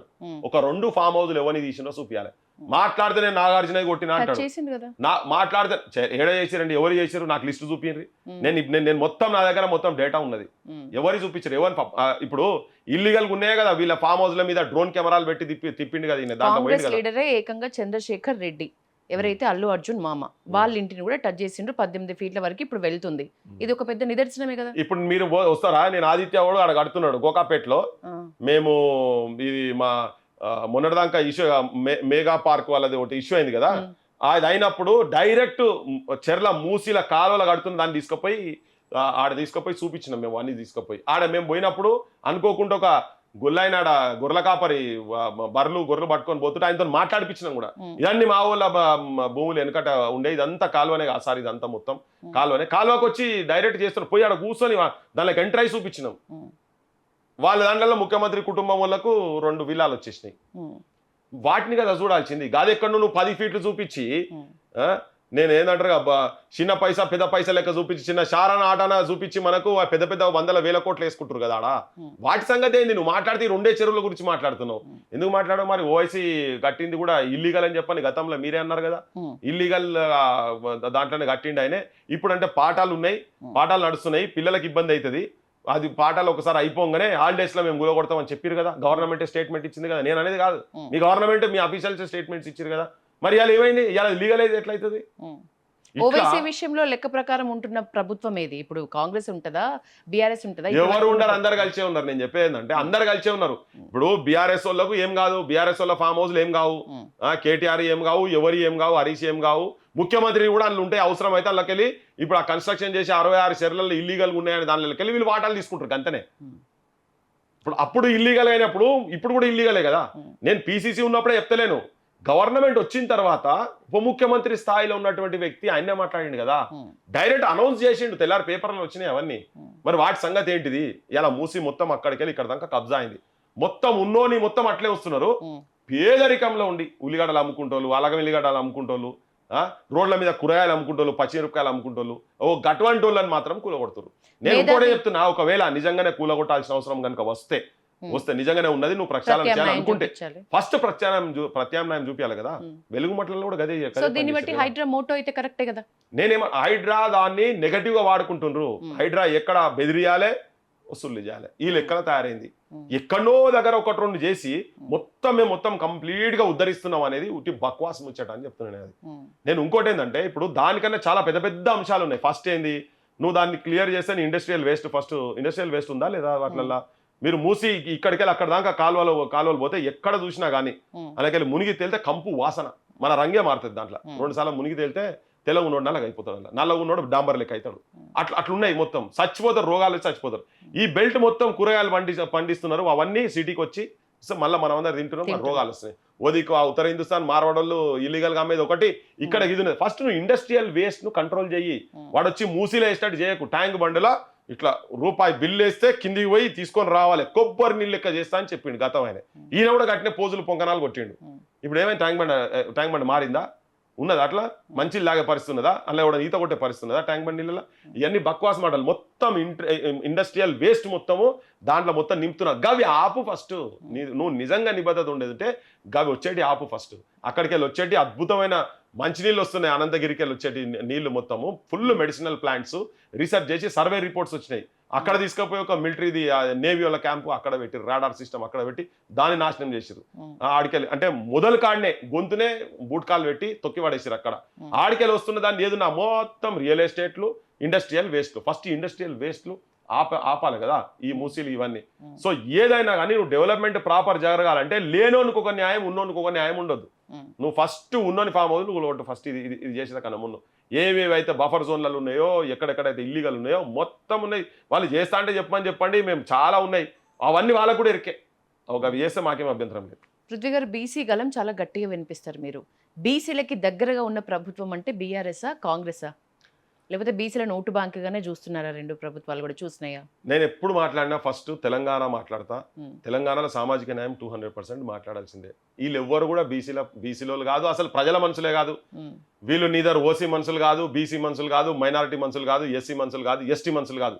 ఇదంతా ఉట్టిగా బక్వాస్ బయట చెప్పేది మొత్తం. కొన్ని కుటుంబాలు, వీళ్ళలో ఉన్న దానిలో కొన్ని కుటుంబాలు వాళ్ళు అధికారంలోకి వచ్చేటందుకు వాళ్ళు ఒక్కొక్క పంతాన్ని ఎంచుకుంటున్నారు. ఇప్పుడు ఎస్సీ అయితే నేను ఎస్సీ నా పార్టీ నాకు ఇంత చేసిందని చెప్తాడు, బీసీ అయితే నా పార్టీ నాకు ఇంత చేసిందని చెప్తాడు. ఇప్పుడు నేను అదే చెప్పినా కదా ఇంతకు ముందు. ఇప్పుడు రేవంత్ గౌడ్ గవర్నర్ల కాడ మీటింగ్ కాడికి వచ్చి చెప్పింది కదా, మరి ఆ పిల్లగాని సంగతి ఏంది, ఆ ఇల్లు సంగతి అని చెప్పాలి. ఇవన్నీ వాళ్ళు వాడకదో పెట్టేందుకు మన కులాల కాడ మీటింగ్ల కాడికి వస్తారు, మాట్లాడతారు. ఈవెన్ రెడ్డోళ్ళు కూడా అంతే. మొత్తం 100% రెడ్డోళ్ళకి ఏం న్యాయం ఏం జరుగుతలేదు, కొన్ని కుటుంబాలకు మాత్రమే జరుగుతున్నది. అందులో కూడా ఉన్నారు. బీసీలలో ఎక్కువ నష్టపోతున్నారు. ఏ మాట కామాట బాగా. ఎందుకంటే కుల వృత్తులు మొత్తం ఆగమైపోయినాయి కాబట్టి. ఇప్పుడు వ్యవసాయం మీద ఆధారపడి ఉన్నట్టే భూములు ఉండాలి. భూములు మొత్తం అందరి దగ్గర ఏం లేవు. వృత్తులు పోయి ఉపాధులు పోయినాయి. ప్రత్యామ్నాయం లేక జనం ఆగమవుతున్నారు. అంటే ప్రపంచ ప్రఖ్యాతిగాంచినటువంటి కళారూపాలు ఉన్నటువంటి మన తెలంగాణ ప్రాంతంలో ఇవాళ పరిస్థితి ఎట్లున్నది అంటే అడక తినే పరిస్థితి వచ్చింది. ఇప్పుడు మొన్న ఒక ఆయనే పెద్ద 10 మీటర్ల చీరను చిన్న ఉంగురం లెక్కలు తీసేటట్టుగా తయారు చేసి చూసారు మీరంతా. సాహిత్యం ఎట్లుండే, అగ్గిపెట్టెల చీర అద్భుతంగా నేసి ప్రపంచ ప్రఖ్యాతిగాంచిన నేతన్న మరమగ్గమే మరణ శాసనం అయ్యిందా, బతుకు తెరువు లేక ఉరివోసుకుంటుందా, చేనేత బతుకుల్ల చేదు మిగిలిందో సిరిసిల్ల నా తల్లి చిన్నపోయిందో అని. నువ్వు ఇంత అద్భుతమైన కళాత్మకంగా దిద్దేటువంటి బొమ్మలు తయారు చేసుడు కావచ్చు, నకాశీ అటువంటి వాళ్ళు కావచ్చు, చాలా మంది ఇటువంటి వాళ్ళంతా వాళ్ళ జీవితాలు ఎట్లున్నాయి. వేరే దేశాలలో వాళ్ళ ఇంట్లో దండం పెట్టి మొక్కాడ కూర్చోబెట్టి చేపించుకుంటారు. నేతన్నల పరిస్థితి అట్లే ఉన్నది. స్వర్ణకారులు ఎంత ఘోరం. నేను మొన్న ప్రెస్ క్లబ్లో ఈ మార్వాడి ఉద్యమానికి వ్యతిరేక ఉద్యమానికి సంవత్సరం అయిందని పెడితే గింత చిన్న దాని మీద వాళ్ళు బంగారంతో అద్భుతమైనటువంటి ప్రపంచ కప్పులు కావచ్చు, రథాలు తయారు చేసుడు కావచ్చు, వాళ్ళంతా కథమవుతుండ్రు, క్లోజ్ అవుతారు. బయటికి వెళ్ళి ఎక్కడికెళ్ళి వాడు వచ్చి ఇక్కడ పెట్టి మన దగ్గర ఉన్న స్వర్ణకారులను మొత్తం ఆగం చేసి ఆత్మహత్యలు జరుగుతున్నాయి. వీళ్ళందరూ బీసీలే కదా. ఇవాళ లాండ్రీలు మొత్తం ఎవరి అని మొత్తం అలా పైసలున్న కార్పొరేటర్ లాండ్రీలో కూడా దిగుతున్నాడు. మంగళ షాపులు కూడా ఇలా పైసలు ఉన్నారు. కవితా సొంటోళ్ళు వచ్చిర్రు, మంగళ షాపులు పెట్టిర్రు, పార్లర్లు పెట్టిర్రు. ఇప్పుడు మళ్ళీ 100,000 ఏడకెళ్ళి సంపాదించారు తెలియదు. కానీ ఇట్లా మొత్తం ఇట్లా అందరూ ఉన్నోళ్ళే మళ్ళీ ఈ బిజినెస్లలో కూడా వచ్చిండ్రు. ఈ వృత్తులు పోయినాయి, కంప్లీట్గా పోయినాయి. కాబట్టి వీళ్ళు ఎక్కువ నష్టపోతున్నారు. కాబట్టి ప్రభుత్వం వాళ్ళ దిక్కు ఎక్కువ ఫోకస్ చేయాల్సిన అవసరం ఉంది. ఎస్సీ ఎస్టీలలో కూడా ఇప్పుడు చదువుకుంటారు చాలా మంది. వాళ్ళ దాంట్లో ఎట్లీస్ట్ చదువుకుంటారు. ఉద్యోగాలు ఏడు ఉన్నాయి నీకు మీరు 10th క్లాస్ చదివే పిల్లలకు 6వ తరగతి 5వ తరగతి సబ్జెక్టు కూడా చెప్పలేని సిచ్యువేషన్ ఉంది. ఎందుకంటే గవర్నమెంట్ స్కూల్స్లో అట్లా విద్యా విధానం అట్లా తయారైంది. 94% మొత్తం బయటికి వస్తున్నటువంటి వాళ్ళందరికీ, ఇది నేను చెప్పేది కాదు, statistical data including private school, అది కూడా చెప్తున్నాను. 94% వాళ్ళు ఏ తరగతి అయితే చదువుతున్నారో, ఏ క్లాస్లో ఉన్నారో ఆ క్లాస్కి తగ్గట్టుగా సబ్జెక్ట్ చెప్పలేని స్థితిలో ఉన్నటువంటి వాళ్ళు 94%, ఓన్లీ 6% మాత్రమే వాళ్ళ 10th క్లాస్ వాళ్ళు 10th క్లాస్ సబ్జెక్ట్ చెప్తున్నారు, ఇంటర్మీడియట్ చెప్పగలుగుతున్నాడు. అట్లున్నది విద్యా వ్యవస్థ. ఇట్లా మొత్తం నాశనం చేసి పడేసారు. సింగిల్ క్లాస్ రూమ్ స్కూల్స్ ఉన్నాయి, 2 క్లాస్ రూమ్ స్కూల్స్ ఉన్నాయి, సింగిల్ టీచర్ స్కూల్స్ 5,000 పైన ఉన్నాయి ఇప్పటికి. ఇంకా ఒకటే టీచరు. భారతదేశం మొత్తంలో నువ్వు మొత్తం సగటుగా చూస్తే 28% ఆఫ్ ఎన్రోల్మెంట్ లేనటువంటి స్కూల్స్ భారతదేశంలో చెప్తున్నాయి, తెలంగాణలో. ఆ సిచ్యువేషన్ ఉంది. లాస్ట్లో ఉన్న మనం విద్యలో కూడా అంతా మొత్తం స్కిల్ సెట్ ఇదంతా ఏంది, మిడిల్ క్లాస్ వాళ్ళు, ఈయన చెప్పే మిడిల్ క్లాస్ కాదు, ఈయన చెప్పే కాదు, బీసీలు మొత్తం బీసీలల్లా మేజర్గా ఈ కుల వృత్తులు పోయే వరకు ఎక్కువ ఇబ్బంది పాలవుతున్నది వీళ్ళ దాంట్లో ఉన్నారు. ఏ ప్రభుత్వం కూడా వాళ్ళని ఆదుకుంటలేదు, ఉట్టిగా బయట చెప్తున్నారు. ఆయన మొన్న చెప్పుకుంటా అంటుండు, మాదేంది ఆయనదేమో ఫ్యామిలీ జస్టిస్, నాదేమో సోషల్ జస్టిస్ అని. సోషల్ జస్టిస్ అని నేను ముఖ్యమంత్రి అయితే పీసీసీని మావోని మహేష్ కుమార్ గౌడ్ను పీసీసీని చేసిన అని చెప్తున్నాడు. అరే మహేష్ కుమార్ గౌడ్ని చేస్తే మొత్తం గౌన్లోళ్ళు మొత్తం బాగుపడరు నాయన. గౌన్లోళ్ళు తాళ్ళు పోతున్నాయి, గౌన్లోళ్ళు పిల్లలు చదువుకుంటారు, వాళ్ళకు నౌకర్లీ అప్పుడు బాగుపడుతుంది. నువ్వు చెప్పిన ప్రైవేట్ వాళ్ళ దాంట్లో 80% నువ్వు తెలంగాణలోకి ఇస్తా అన్నావు. గది చదువుకున్న వాళ్ళకు స్కిల్ సెట్ చేయించి వాళ్ళకి ట్రైనింగ్ మీనింగ్ ఇప్పించి గల్ల చెయ్యి. గొల్లలో మీటింగ్ పోగానే సదర్ కాడికి పోగానే మా ఊళ్ళో భుజం మీద వేసేసి మా వాళ్ళు ఖతర్నాక్ ఉంటారు హైదరాబాద్లో పైల్వాన్లు అట్లా ఇట్లా, నేను కూడా యాదవ్, రేవంత్ యాదవ్ అని చెప్తాడు. అరే వాళ్ళది ఎట్లా నాశనం అవుతున్నాయి, వాళ్ళ బతుకులు ఎట్లా నాశనం అవుతున్నాయి, ఇవన్నీ గవి చెప్పాలి కదా. గవన్నీ ఏం లేవు. ఏ కుల పోయి చేపల హోటల్ దగ్గర పోయి ఆ ముచ్చట చెప్తారు, అవి కాదు కదా. ఈయన ముచ్చట చెప్పేటప్పుడు కులాల గురించి చెప్తున్నాడు అంతేగాని వాళ్ళు ఎవరికో ఒకరిద్దరికి ఇప్పుడు నువ్వు పద్మశాలిలో ఒకరికి మంత్రి ఇచ్చే వరకు వాళ్ళందరికీ బాగుపడ్డట. ఆత్మహత్యలు ఆగిపోయినాయా? ఇప్పుడు కొండా సురేఖకు ఇచ్చిండ్రు అనుకో, ఆయన భర్త వాళ్ళు ఒకరు పద్మశాలి ఒకరు ఇది కదా, ఇద్దరు పద్మశాలికి ఇచ్చారని అనుకుందాం. పద్మశాలలో మొత్తం తెలంగాణలో అంతా బాగుపడేటరా? ఈయన అట్లా చెప్తున్నాడు కదా. మరి ఆత్మహత్యలు ఆగాలి కదా, వాళ్ళు కూడా ఆత్మగౌరవంతో బతకాలి కదా, వాళ్ళు తయారు చేసేటన్ని ప్రాపర్గా పోవాలి కదా. అట్లా లేవు కదా. ఏ కులంలో అంటే వాళ్ళకు ఒక రాజకీయ పదవి పడేయంగానే ఆ కులం మొత్తం బాగుపడట. అట్లే ఇప్పుడు ఉన్నారన్లా వెంకటస్వామి ఉన్నాడు, మొత్తం మాలా వర్గం మొత్తం బాగుపడ్డట్టేనా ఆయనకి ఇస్తే? ఆయన ఇప్పుడు కోట్లకు 100 కోట్లు లక్షల కోట్లకు వెళ్ళిపోయాడు. గట్నే కొంతమంది ఉన్నారు అట్లా, మాదిగలు కావచ్చు, గొల్లోలు కావచ్చు, గౌన్లు ఎవరైనా కానీ వాళ్ళ దగ్గర ఉన్నటువంటి వాళ్ళకు ఒక 2 రాజకీయ పదవులు ఇయ్యంగానే ఆ కులాలు బాగుపడ్డట్టు కాదు. నీ సోషల్ జస్టిస్ అంటే ప్రతి ఇంట్లో ప్రతి పల్లెల్లో ఉన్నటువంటి ప్రతి పేద గుడిసెల కూడా ఆత్మగౌరవంతో ఏ కులంలో ఉన్నటువంటి వాడు కూడా బతికే స్థాయి వచ్చినప్పుడు నువ్వు సోషల్ జస్టిస్ చేసినట్టు. నువ్వు రాజకీయ సమానత్వమైన, విద్యా సమానత్వమైన, ఆర్థిక సమానత్వమైన, నువ్వు ఏ సమానత్వమైన కిందికెళ్ళి క్షేత్ర స్థాయికి జరుగుతూ ఉంటుంది. ఎప్పటికీ 50 ఏళ్ళ నుంచి ఒకటే కుటుంబమై వాళ్ళే ఎంపీలు ఉంటారు, వాళ్ళే మంత్రులు ఉంటారు, వాళ్ళే పైసలు సంపాదించుకుంటుంటారు, వాళ్ళే ఇల్లీగల్ దందాలు చేస్తుంటారు. వాళ్ళ ముఖాలు ఈ పార్టీ ఉంటే ఈ పార్టీలు ఉంటారు, ఇంకో పార్టీ ఉంటే ఇంకో పార్టీకి పోతారు. కేసీఆర్రావు ఉన్నాడు బీసీ, కేసీఆర్రావు కోడలకు పదవి ఇవ్వగానే కేసీఆర్రావు ఈ పార్టీలో మేధావే, ఆ పార్టీలో మేధావే, ఈయనతో కులం వరకు ఏదేం లేదు. కేసీఆర్రావును చూపించి 300 కాపులు, దానం నాగేంద్ర చూసి 300 కాపులు కాదు కదా, మొత్తం అవుతుండ్రా కిందికి వెళ్ళి 300 కాపుల్లో చదువుకున్న వాళ్ళందరికీ నౌకర్లు వస్తున్నాయా, గొల్లలోకి వస్తున్నాయా, గౌన్లలోకి వస్తున్నాయా, మాలలోకి వస్తున్నాయా, మాదిగోళ్ళకి వస్తున్నాయా, సాకలోకి వస్తున్నాయా, వడ్లకమ్మరలోకి వస్తున్నాయా. సో ఇదంతా సోషల్ జస్టిస్ అనేది బక్వాస్, సెల్ఫ్ జస్టిస్. వాళ్ళు పైసలు ఎట్లా సంపాదించుకోవాలి, ప్రజలను ఎట్లా బురిడి కొట్టాలి, బోల్తా కొట్టేసి ప్రజలకు మత్పరిచి మాయ చేసి మన రోడ్ల మీద భాష అంటారు కదా, బిస్కెట్ వేసిండ్రు ఆయన అన్నట్టు ఈ బిస్కెట్లు వేసి మనల్ని ఆగం పట్టించి వదులుతున్నారు. కానీ ఉట్టి బక్వాస్ సంగతి. ఆయన జెన్జీ కోరుకుంటున్నట్లుగా రిజర్వేషన్స్ కి వ్యతిరేకమా? ఇప్పుడు జెన్జీ యూత్ అంతా అవినీతికి వ్యతిరేకంగా ఉన్నారు, చాలా స్ట్రాంగ్ స్టెప్స్ చూపిస్తున్నారు. అసలు ఎప్పుడు జరగని మొన్న మైల్ స్టోన్ అని చెప్పొచ్చు, మొన్నటి ఢిల్లీ ధర్నా జంతర్ మంతర్ దగ్గర. అట్లా వాళ్ళు అవినీతికి చాలా ఆపోజిట్ ఉంటున్నారు. సేమ్ టైం రిజర్వేషన్స్ కోరుకోవట్లేదు, రిజర్వేషన్స్ లేని ఎడ్యుకేషనే కావాలనుకుంటున్నారు. మీరెటు?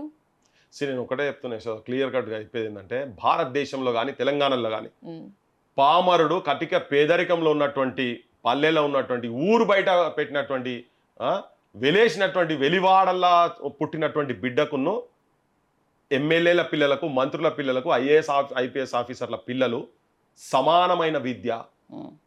అంటే వాళ్ళకి ఎట్లా చదువు ఉంటుందో వీళ్ళకు కూడా అదే చదువు. వీళ్ళు డైలాగులు మస్తు కొట్టారు, కండక్టర్లు, బిల్ కలెక్టర్ల పిల్లలు ఒకటే దగ్గర చదివేటువంటి విద్యను తీసుకొస్తాను. చట్టంలో ఉంది, ఇది చట్టంలో మనం చెప్పే కాదు, అది ఇంప్లిమెంట్ చేయాలి, వీళ్ళు చేయరు. ఈ సమానమైన విద్య కనుక నువ్వు ఇప్పించి నిర్బంధ విద్య అని చెప్పారు కదా, KG to PG నిర్బంధ విద్య, ఉచిత నిర్బంధ విద్య, అది ఇచ్చినాడు ఎవరికి రిజర్వేషన్ అవసరం లేదు. అసలు ఎందుకు రిజర్వేషన్ దేనికి? అరే వజ్రాలు అక్కడున్నాయి, అసలు అక్కడున్నది. అక్కడికి వెళ్ళి వచ్చిన వాళ్ళు కూడా చాలా మంది గొప్పలు అవుతున్నారు కదా. ఎందుకంటే ఆడికెళ్ళి వచ్చిన వాళ్ళు అయిన జడ్జిలు వీళ్ళంతా కాన్వెంటుల్లా ఉట్టి ఆష్ పాష్ అని చెప్పి 4-5 ఇంగ్లీష్ ముక్కలు మాట్లాడగానే కాదు కదా. అసలు టాలెంట్ అక్కడ ఉన్నది. వాడు కసితో జీవితంలోనే సాధించాలి. మా నాయన కూలి పనికి పోతున్నాడు, నేను కూలి పనికి పోవద్దు, నేను ఆఫీసర్ని కావాలి, కోట్ వేయాలి. అంబేద్కర్ని ఆదర్శంగా తీసుకుంటున్నారు, పూలేని ఆదర్శంగా తీసుకుంటున్నారు, సుభాష్ చంద్రబోస్ని ఆదర్శంగా తీసుకుంటున్నారు. ఎక్కడో ఐసీఎస్ టాప్ అయ్యిండు, క్యారెక్టర్ కూడా అటువంటి బిల్డప్ చేసుకుంటారు. క్షేత్రస్థాయి నువ్వు సమాన విద్య ఇయ్యి కదా, ఇచ్చినప్పుడు ఎవరు కావాలి రిజర్వేషన్? అసలు నేనైతే వ్యక్తిగతంగా చెప్తున్నా, మా విధానం అయితే నువ్వు సమాన విద్య ఇచ్చి ఒక 4-5 ఏళ్ళు నువ్వు అట్లా నడిపినాడు, ఒక్క బ్యాచ్ పోనీయండి. అసలు రిజర్వేషన్ అవసరం లేదు. ఎందుకు రిజర్వేషన్ దేనికి? ఇవాళ వస్తలేరు ఆ బీసీలు ఎస్సీలు టాప్లో వచ్చి కూర్చుంటారు వాళ్ళు కూడా. నువ్వు ఏ కాంపిటేటివ్ ఎగ్జామ్లల్లా నువ్వు ఓసీలకు ధీటుగా వాళ్ళు కూడా వస్తున్నారు. ఇలా ఓసీలలో పేదరికం ఉన్నటువంటి వాడు కూడా గ్రామాలలో ఇబ్బంది పడుతున్నారు. గ్రామాలలో గవర్నమెంట్ స్కూళ్ళలో చదివేటోళ్ళు మెజారిటీ బీసీలు ఎస్సీలు ఎస్టీలే ఉన్నారు. మరి నువ్వు సమానమైన విద్య ఇచ్చినప్పుడు ఎందుకు రిజర్వేషన్? ఏం అవసరం లేదు. మెరిట్ మెరిట్ మెరిట్ ఎక్కడ మెరిట్ అండి? మొత్తం పైసలు ఏమనుకుంటాయో వానికి మెరిట్. అన్ని దందాలే కదా. నీట్ పేపర్ లీక్ అయితే ఈ దేశంలో ఏ పేపర్ లీక్ కాలే. లాస్ట్కు మొన్న గ్రూప్ 1 ఎగ్జామ్ కూడా మొత్తం దందానే కదా. అది ముఖ్యమంత్రి చీఫ్ సెక్రటరీ మన చీఫ్ జస్టిస్ ఇంట్లో పోయి కూర్చుంటాడు. జడ్జిమెంట్ వచ్చి ఒక 2 రోజుల ముందు, ఒక రోజు ముందు పోయి ఆయన దగ్గర కూర్చుంటాడు. ఏం పని? ఒక జడ్జి ఇస్తాడు, సింగిల్ జడ్జి మొత్తం ఇస్తాడు. నేను ఈయన కూర్చొని మొత్తం తయారు చేసినాం అవన్నీ 48 గంటలు. పాపం కరీంనగర్లో మిత్రుడు శ్రీనివాస్ అని, ఒక రవి అని అందరం కూర్చొని ఇక్కడ కూర్చొని తయారు చేసినాం. అంతా తయారు చేసి మొత్తం దాంట్లో నాతో పాటు ఇంకా వేరే మిత్రులు కూడా అందరం కలిసి మొత్తం కూర్చొని తయారు చేసి 100 మార్కులు 77 మీకు అదే వస్తుంది, నాకు అదే వస్తుందా? మీ నెంబర్ నా నెంబర్ పక్క పక్కకే ఉంటుంది. 77.5 వస్తే 0.5 కూడా వస్తుంది. ఇట్లా కొన్ని 100 నెంబర్లు వస్తాయా? 2 సెంటర్లకు వెళ్ళి 70 పైన పోస్టులు వచ్చినాయి. ఇక్కడ స్కామ్ జరిగింది, చాలా క్లియర్ కట్ గా ఉన్నది. చెప్తే అన్ని రాజకీయ పార్టీలు మొత్తం ఒకటైనాయి. ఇది జరుగుతున్నది. ఎక్కడ మెరిట్, ఎక్కడి కథ? క్యాపిటేషన్ ఫీజు పైసలు ఉంటే 10 లక్షలు ఉంటే మెడిసిన్ పీజీ సీట్ వస్తుంది, 50 లక్షలు ఉంటే పీజీ సీట్ వస్తుంది. ఏ కాలేజ్, ఏ ఇంజనీరింగ్ కాలేజ్ నువ్వు యాడికి పోయినా కానీ ఇదే పరిస్థితి కదా. ఏ మెడికల్ కాలేజ్ పోయినా ఇదే పరిస్థితి. విద్య అంగట్ల సరుకు అయింది. అంగట్ల సరుకు కాకుండా ఉండి సమానమైన విద్య కింది నుంచి పై దాని కోసం రిజర్వేషన్ అవసరం లేదు. ఏదో రిజర్వేషన్ వేసి మనకేదో చేసినట్టు. అరే ఊళ్ళో పోతే వాళ్ళ ఇంట్లో చదువుకొని పేరెంట్స్ ఉంటారు. ఆ బోంగనే వాడు బర్లగాయ పోరా అంటాడు, పెండదీ పోరా అంటాడు, వాడు ఇల్లు వాకిలుడు అంటాడు, వాడు అరే నాకు శాతం అయితే లేదురా రేపు పొద్దుగాల కూలి పనికి నువ్వే పోవాలంటాడు. కరెంటు పని పోతే కరెంటు పనికి ఎంబడి పోవాల్సిందే. శనివారాలు ఆదివారాలు వస్తాయి. మరి ఇక్కడ బయట కాన్వెంట్లో చదివేటోళ్ళు మొత్తం రాగానే సాటర్డే సండేలు కూడా అక్కడ ట్యూషన్స్ ఉంటాయి, అడిషనల్ క్లాసెస్ ఉంటాయి, ఇంగ్లీష్ కమ్యూనికేషన్ ఉంటుంది. They are expose to world. వాళ్ళకి అదంతా ఏం లేదు కదా. ఇలా ఇంత పెద్ద ఇంటర్నెట్ అయ్యి ఏ ఊరికి పోయినా కానీ నీకు ఇంటర్నెట్ ఉన్న దగ్గర నువ్వు స్కూళ్ళల్లో కూడా మొత్తం నువ్వు డిజిటైజ్ చేయాలి కదా. ఏ స్కూల్లో ఏ పాఠం ఏ టీచర్ చెప్తున్నది, యశోద ఏ క్లాస్ ఉన్నది, ఇలా తెలుగు చెప్తున్నదా లేదా, ఏ పద్యం చెప్పింది. నువ్వు న్యూయార్క్లో ఉన్నాడు కూడా కొట్టంగానే వస్తుంది కదా చెప్పిందా లేదా అని. గంత టెక్నాలజీ పెరిగిన తర్వాత నువ్వు బడులు ఎందుకు బంద్ చేస్తున్నావు కింద? సో నీ ఈక్వల్ సమానమైన విద్య వచ్చినాడు. ఇప్పుడు ఆ మాత్రం విద్యను కూడా లేకుండా చేస్తున్నారు వీళ్ళు. విద్య కూడా పెద్ద స్కామ్. మీకు ఒకటి చెప్తా, జనానికి కూడా తెలవాలి. ఇది 50 లక్షల పైన మన దగ్గర స్టూడెంట్స్ ప్రైవేట్ బడులలో చదువుతున్నారు. నేను చెప్పేది కాదు, ఎన్ఎస్ఎస్ వాళ్ళు ఇచ్చిన రిపోర్ట్. ఓకే, ఒక తలసరి సంవత్సరానికి 50,000 రూపాయలు అనుకుందాం. నువ్వు ఇంటర్మీడియట్ 50,000 రూపాయలకు అసలు విద్య దొరుకుతుంది ఎక్కడైనా? ఇంటర్మీడియట్ 3rd క్లాస్ 4th క్లాసుల్లో కూడా సంవత్సరానికి 50,000 అవుతున్నాయి కదా. ఇప్పుడు నేను తప్పు చెప్తే జనాలు తెలుస్తుంది పృథ్వీరాజ్ అంటే తప్పు చెప్తున్నాడు అని. నేను మినిమం చెప్తున్నా 50,000 అని. 80,000, 70,000, 1,00,000 రూపాయలు అవుతున్నాయి పిల్లలకు, అంతే కదా స్కూళ్ళల్లో. నేను 50,000 చెప్తున్నా సంవత్సరానికి. 50 లక్షల మంది చదువుకుంటుంటే 50 లక్షలు ఇంటూ ఫీజు 50,000, 25,000 కోట్ల రూపాయలు సంవత్సరానికి గవర్నమెంట్కు రావాల్సినటువంటి, గవర్నమెంట్ పేదలకు ఇవ్వాల్సినవి ప్రజల పైసలు ప్రైవేట్ యాజమాన్యాలకు వస్తున్నాయి. 1 పైసా కాదు, 2 పైసలు కాదు, 25,000 కోట్ల రూపాయలు ప్రతి సంవత్సరము జనం జేబులకు వెళ్ళి ప్రైవేట్ వాళ్ళకు పోతున్నాయి. అదే గవర్నమెంట్ కనుక ఈ విద్య ఇస్తే 25,000 కోట్ల రూపాయలు ప్రజల దగ్గర ఉంటాయి కదా. ప్రతి వ్యక్తి చదువుకు 50,000 వాళ్ళు ఉంటే సంవత్సరానికి 1,00,000 రూపాయలు పెట్టినట్టే కదా. ఎవరికి కావాలి అని చీరలు పాడు కానీ జనాలు చూడంగానే మేము ఇందిరమ్మ చీరలు ఇచ్చినాము, ఇందిరమ్మ మీద బిచ్చగాళ్ళ జనం ఏమన్నా బిచ్చగాళ్ళని చేసి పడేస్తారు మొత్తం. వస్తుంటే చెప్తున్నాడు కళ్యాణ లక్ష్మి అయ్యా నువ్వు 1,00,000 రూపాయలు ఇవ్వగానే వాడు బంగారం ఇస్తాను, వీడంటాడు డబల్ ఇస్తా, తులం ఇస్తాను, వాడంటాడు. ఇది ఎక్కడి కథ ఇది? నువ్వు పీజీ చేసినావా, డిగ్రీ చేసినావా, ఏ కోర్సు చదివితే ఆ కోర్సు నువ్వు చదివిన దానికి నేను నౌకరిస్తాను, నువ్వు నౌకరి ఫామ్ తీసుకుపోయి అపాయింట్మెంట్ లెటర్ అటువంటి ప్రభుత్వాలు కావాలి. అట్లా ఉంది పరిస్థితి కూడా అట్లున్నది కదా. సో ఇట్లా కొన్ని 1,000 కోట్ల రూపాయలు ఇవాళ ఈయన కట్టేటి అట ఎన్ని 229 కోట్లకు ఒక్కొక్క బడి అట. ఇప్పుడు ఈయన కట్టే ఇంటిగ్రేటెడ్ స్కూల్స్ టోటల్ దాదాపు 77 లక్షల మంది పిల్లలు ఉన్నారు ఏది ఫస్ట్ క్లాస్ నుంచి నీకు ఇంటర్మీడియట్ వరకు. ఈయన ఇచ్చేది ఎంత ఒక బడిలా ఆయన 2,000 అనుకుందాం, 2 లక్షల మంది 100 బడులకు చేస్తే దాదాపు 25,000 కోట్ల రూపాయలు ఎవరికి ఇచ్చిన కాంట్రాక్ట్ మళ్ళీ మేఘా కృష్ణారెడ్డికి. 50,000 కోట్లు పెడితే తెలంగాణలో మొత్తం కేజీ టు పీజీ కాదు కదా, నీ రీసెర్చ్ వరకు కూడా ఒక్కసారి వన్ టైం ఇన్వెస్ట్మెంట్ సంవత్సరం 10,000 కోట్లు పెట్టని ప్రతి బడ్జెట్లో. నువ్వు 15% పెడతాను విద్యకు, 15% పెడతలేవు కదా, 8% జీతాలకే అవుతున్నాయి. చదివే ఇస్తలేవు, బంగ్లాలో పోయి కూర్చుంటే ఏడా కూలుతుందా అన్నట్టున్నది. హాస్పిటల్ పరిస్థితి అట్లే ఉన్నది. పందికొక్కులు లెక్క తిని బలుస్తున్నారు రాజకీయ నాయకులు. సో జనంకు ఘాటా చేస్తున్నారు. ఈ జెన్జీ వీళ్ళందరూ కూడా ఇటువంటి అంశాల మీద పడాలి ఫస్ట్. ఇటువంటి అంశాల ఈ రిజర్వేషన్ ఎవరికి కావాలి, ఎవరు అవసరం లేదు, రిజర్వేషన్ అవసరం లేదు. సమానమైన విద్య ఏంటి ఆడికంటాడికి కాంపిటేటివ్ స్పిరిట్లా ఇక్కడ కాదు ప్రపంచమే మాకు ఇది బౌండరీ తెలంగాణ కాదు, భారతదేశం కాదు, ప్రపంచ స్థాయిలో పోతాం. ఇంతకుముందు లేకుండేనా ఇక్కడ యూనివర్సిటీ లేకుండేనా, నలందాలు తక్షశిలాలు యాడికెళ్ళి వచ్చినాయి. వీళ్ళందరూ వచ్చి నాశనం పట్టించి అలా టాప్ 500 యూనివర్సిటీలలో భారతదేశంకి ఒక్క యూనివర్సిటీ కూడా లేదు. ఎందుకంటే చెత్త రాజకీయ వ్యవస్థ ఉన్నది. 80 ఏళ్ళ స్వతంత్ర దేశంలో 80 కాదు 8 యూనివర్సిటీలు కూడా లేవు. ఫస్ట్ 100 లేవు, 200 లేవు, 300 లేవు, 400 లేవు, 500 కూడా లేవు. సిగ్గుచేటిదంతా రాజకీయ వ్యవస్థ. అనగానే స్వచ్ఛ భారత్ ఏమేమో డైలాగులు కొడుతారు. ఢిల్లీ డైలాగ్ కొడతారు, ఇక్కడ కొడతాడు. ఆత్మగౌరవంతో బతుకుతున్నారు మొత్తం. ఆఖరికి ఎంత బిచ్చగాళ్ళ పరిస్థితి చేసినట్టు తెలంగాణలో రేషన్ కార్డు ఆత్మగౌరవం అట. అరే 80 ఏళ్ళ స్వతంత్ర దేశంలో బికారిగాల లెక్క ఇంకా పోయి రేషన్ బియ్యం తినే స్థాయిలో ఆర్థిక స్థితిలో ఉన్నందుకు సిగ్గుపడాలి, తల వంచుకోవాలి కదా. ఈ రాజకీయ నాయకత్వాన్ని చూసి జనము ఇంకా అది వస్తేనంటే ఆత్మగౌరవం అంటే సపోర్ట్ కొడుతున్నారు మా వాళ్ళు. జనానికి ఏమైతే పాపం 80 ఏళ్ళల్లా నీకు నెలకు 80,000 రూపాయలు సంపాదించేటువంటి పరిస్థితి తీసుకొచ్చిన నా తెలంగాణ అని చెప్పాలి. ఒక్కొక్కరికి తీసుకొచ్చిన గది పోయి ఇంకా రేషన్ కార్డుల కాడు మన బతుకులు. పృథ్వీరాజ్ గారు, మనమేమో ప్రపంచ స్థాయికి వెళ్ళాలి, పక్క రాష్ట్రం నుంచి ఎస్పీ బాలు విగ్రహం రవీంద్ర భారతిలో పెట్టొద్దు, ఇది ఎట్లా? ప్రపంచ స్థాయిలో పోటీకి గురించి మాట్లాడుతున్నాం మనం ఇక్కడ. కానీ నాది, నా అస్తిత్వం, నా ఇల్లు, నా ప్రాంతము, నా అస్తిత్వం అనేది ప్రతి ఒక్కరికి ఉంటది. తెలంగాణకి చెప్తున్నా ఒక్క విషయం చెప్పండి. ఎస్పీ బాలు గారి పాట ఓన్లీ ఆంధ్రాకి సంబంధించింది కాదు, అది అందరికీ సంబంధించిన పాట. అట్లాంటప్పుడు ఎందుకు వ్యతిరేకించాలి? ఈ ప్రాంత ప్రజలకు మనకు అంటూ ఒక రాజ్యము, మనదంటూ ఒక సపరేటు సంస్థానము, రాచరిక వ్యవస్థలో వచ్చినటువంటి వాళ్ళం మనము. మనది ఒక సపరేటు ఆంధ్ర ప్రాంతం, మద్రాస్ ప్రెసిడెన్సీ కింద వాళ్ళు ఉండే. ఓకే, ఎస్పీ ఒక్కొక్క ప్రాంతము, ఒక్కొక్క ఊరు, ఒక్కొక్క జిల్లాకు ఒక భాష, యాస, నుడికారాలు ఇవన్నీ ఉంటాయి. జీవన విధానాలు, పద్ధతులు ఉంటాయి. ఇవన్నీ గౌరవించినటువంటి వ్యక్తి, ఈ ప్రాంత అస్తిత్వాన్ని గౌరవించినటువంటి వ్యక్తి బాలసుబ్రహ్మణ్యం. ఇంకొకటి ఏంటంటే ఇక్కడ స్ట్రగుల్ జరిగింది, నా ప్రాంతం వాళ్ళని తొక్కి వేరేటోళ్ళని తీసుకొచ్చి ఇక్కడ పెడుతున్నాను. నువ్వు మైకేల్ జాక్సన్ విగ్రహం ప్రపంచ స్థాయి డాన్సర్ అని చెప్పి తీసుకొచ్చి నా దగ్గర నేను మైకేల్ జాక్సన్ విగ్రహం పెడతా అంటే నేను ఒప్పుకోను. ఎందుకు ఒప్పుకోను అంటే ఫస్ట్ నా ఊళ్ళో పెట్టు, తర్వాత మైకేల్ జాక్సన్ కూడా పెట్టు, కాదని కూడా అంటలేడు. నేను బాలసుబ్రహ్మణ్యం విగ్రహం పెట్టేప్పుడు చెప్పిన, మరి నా ప్రాంతంలో ఉన్నటువంటి వాళ్ళ సంగతి ఏంటిది?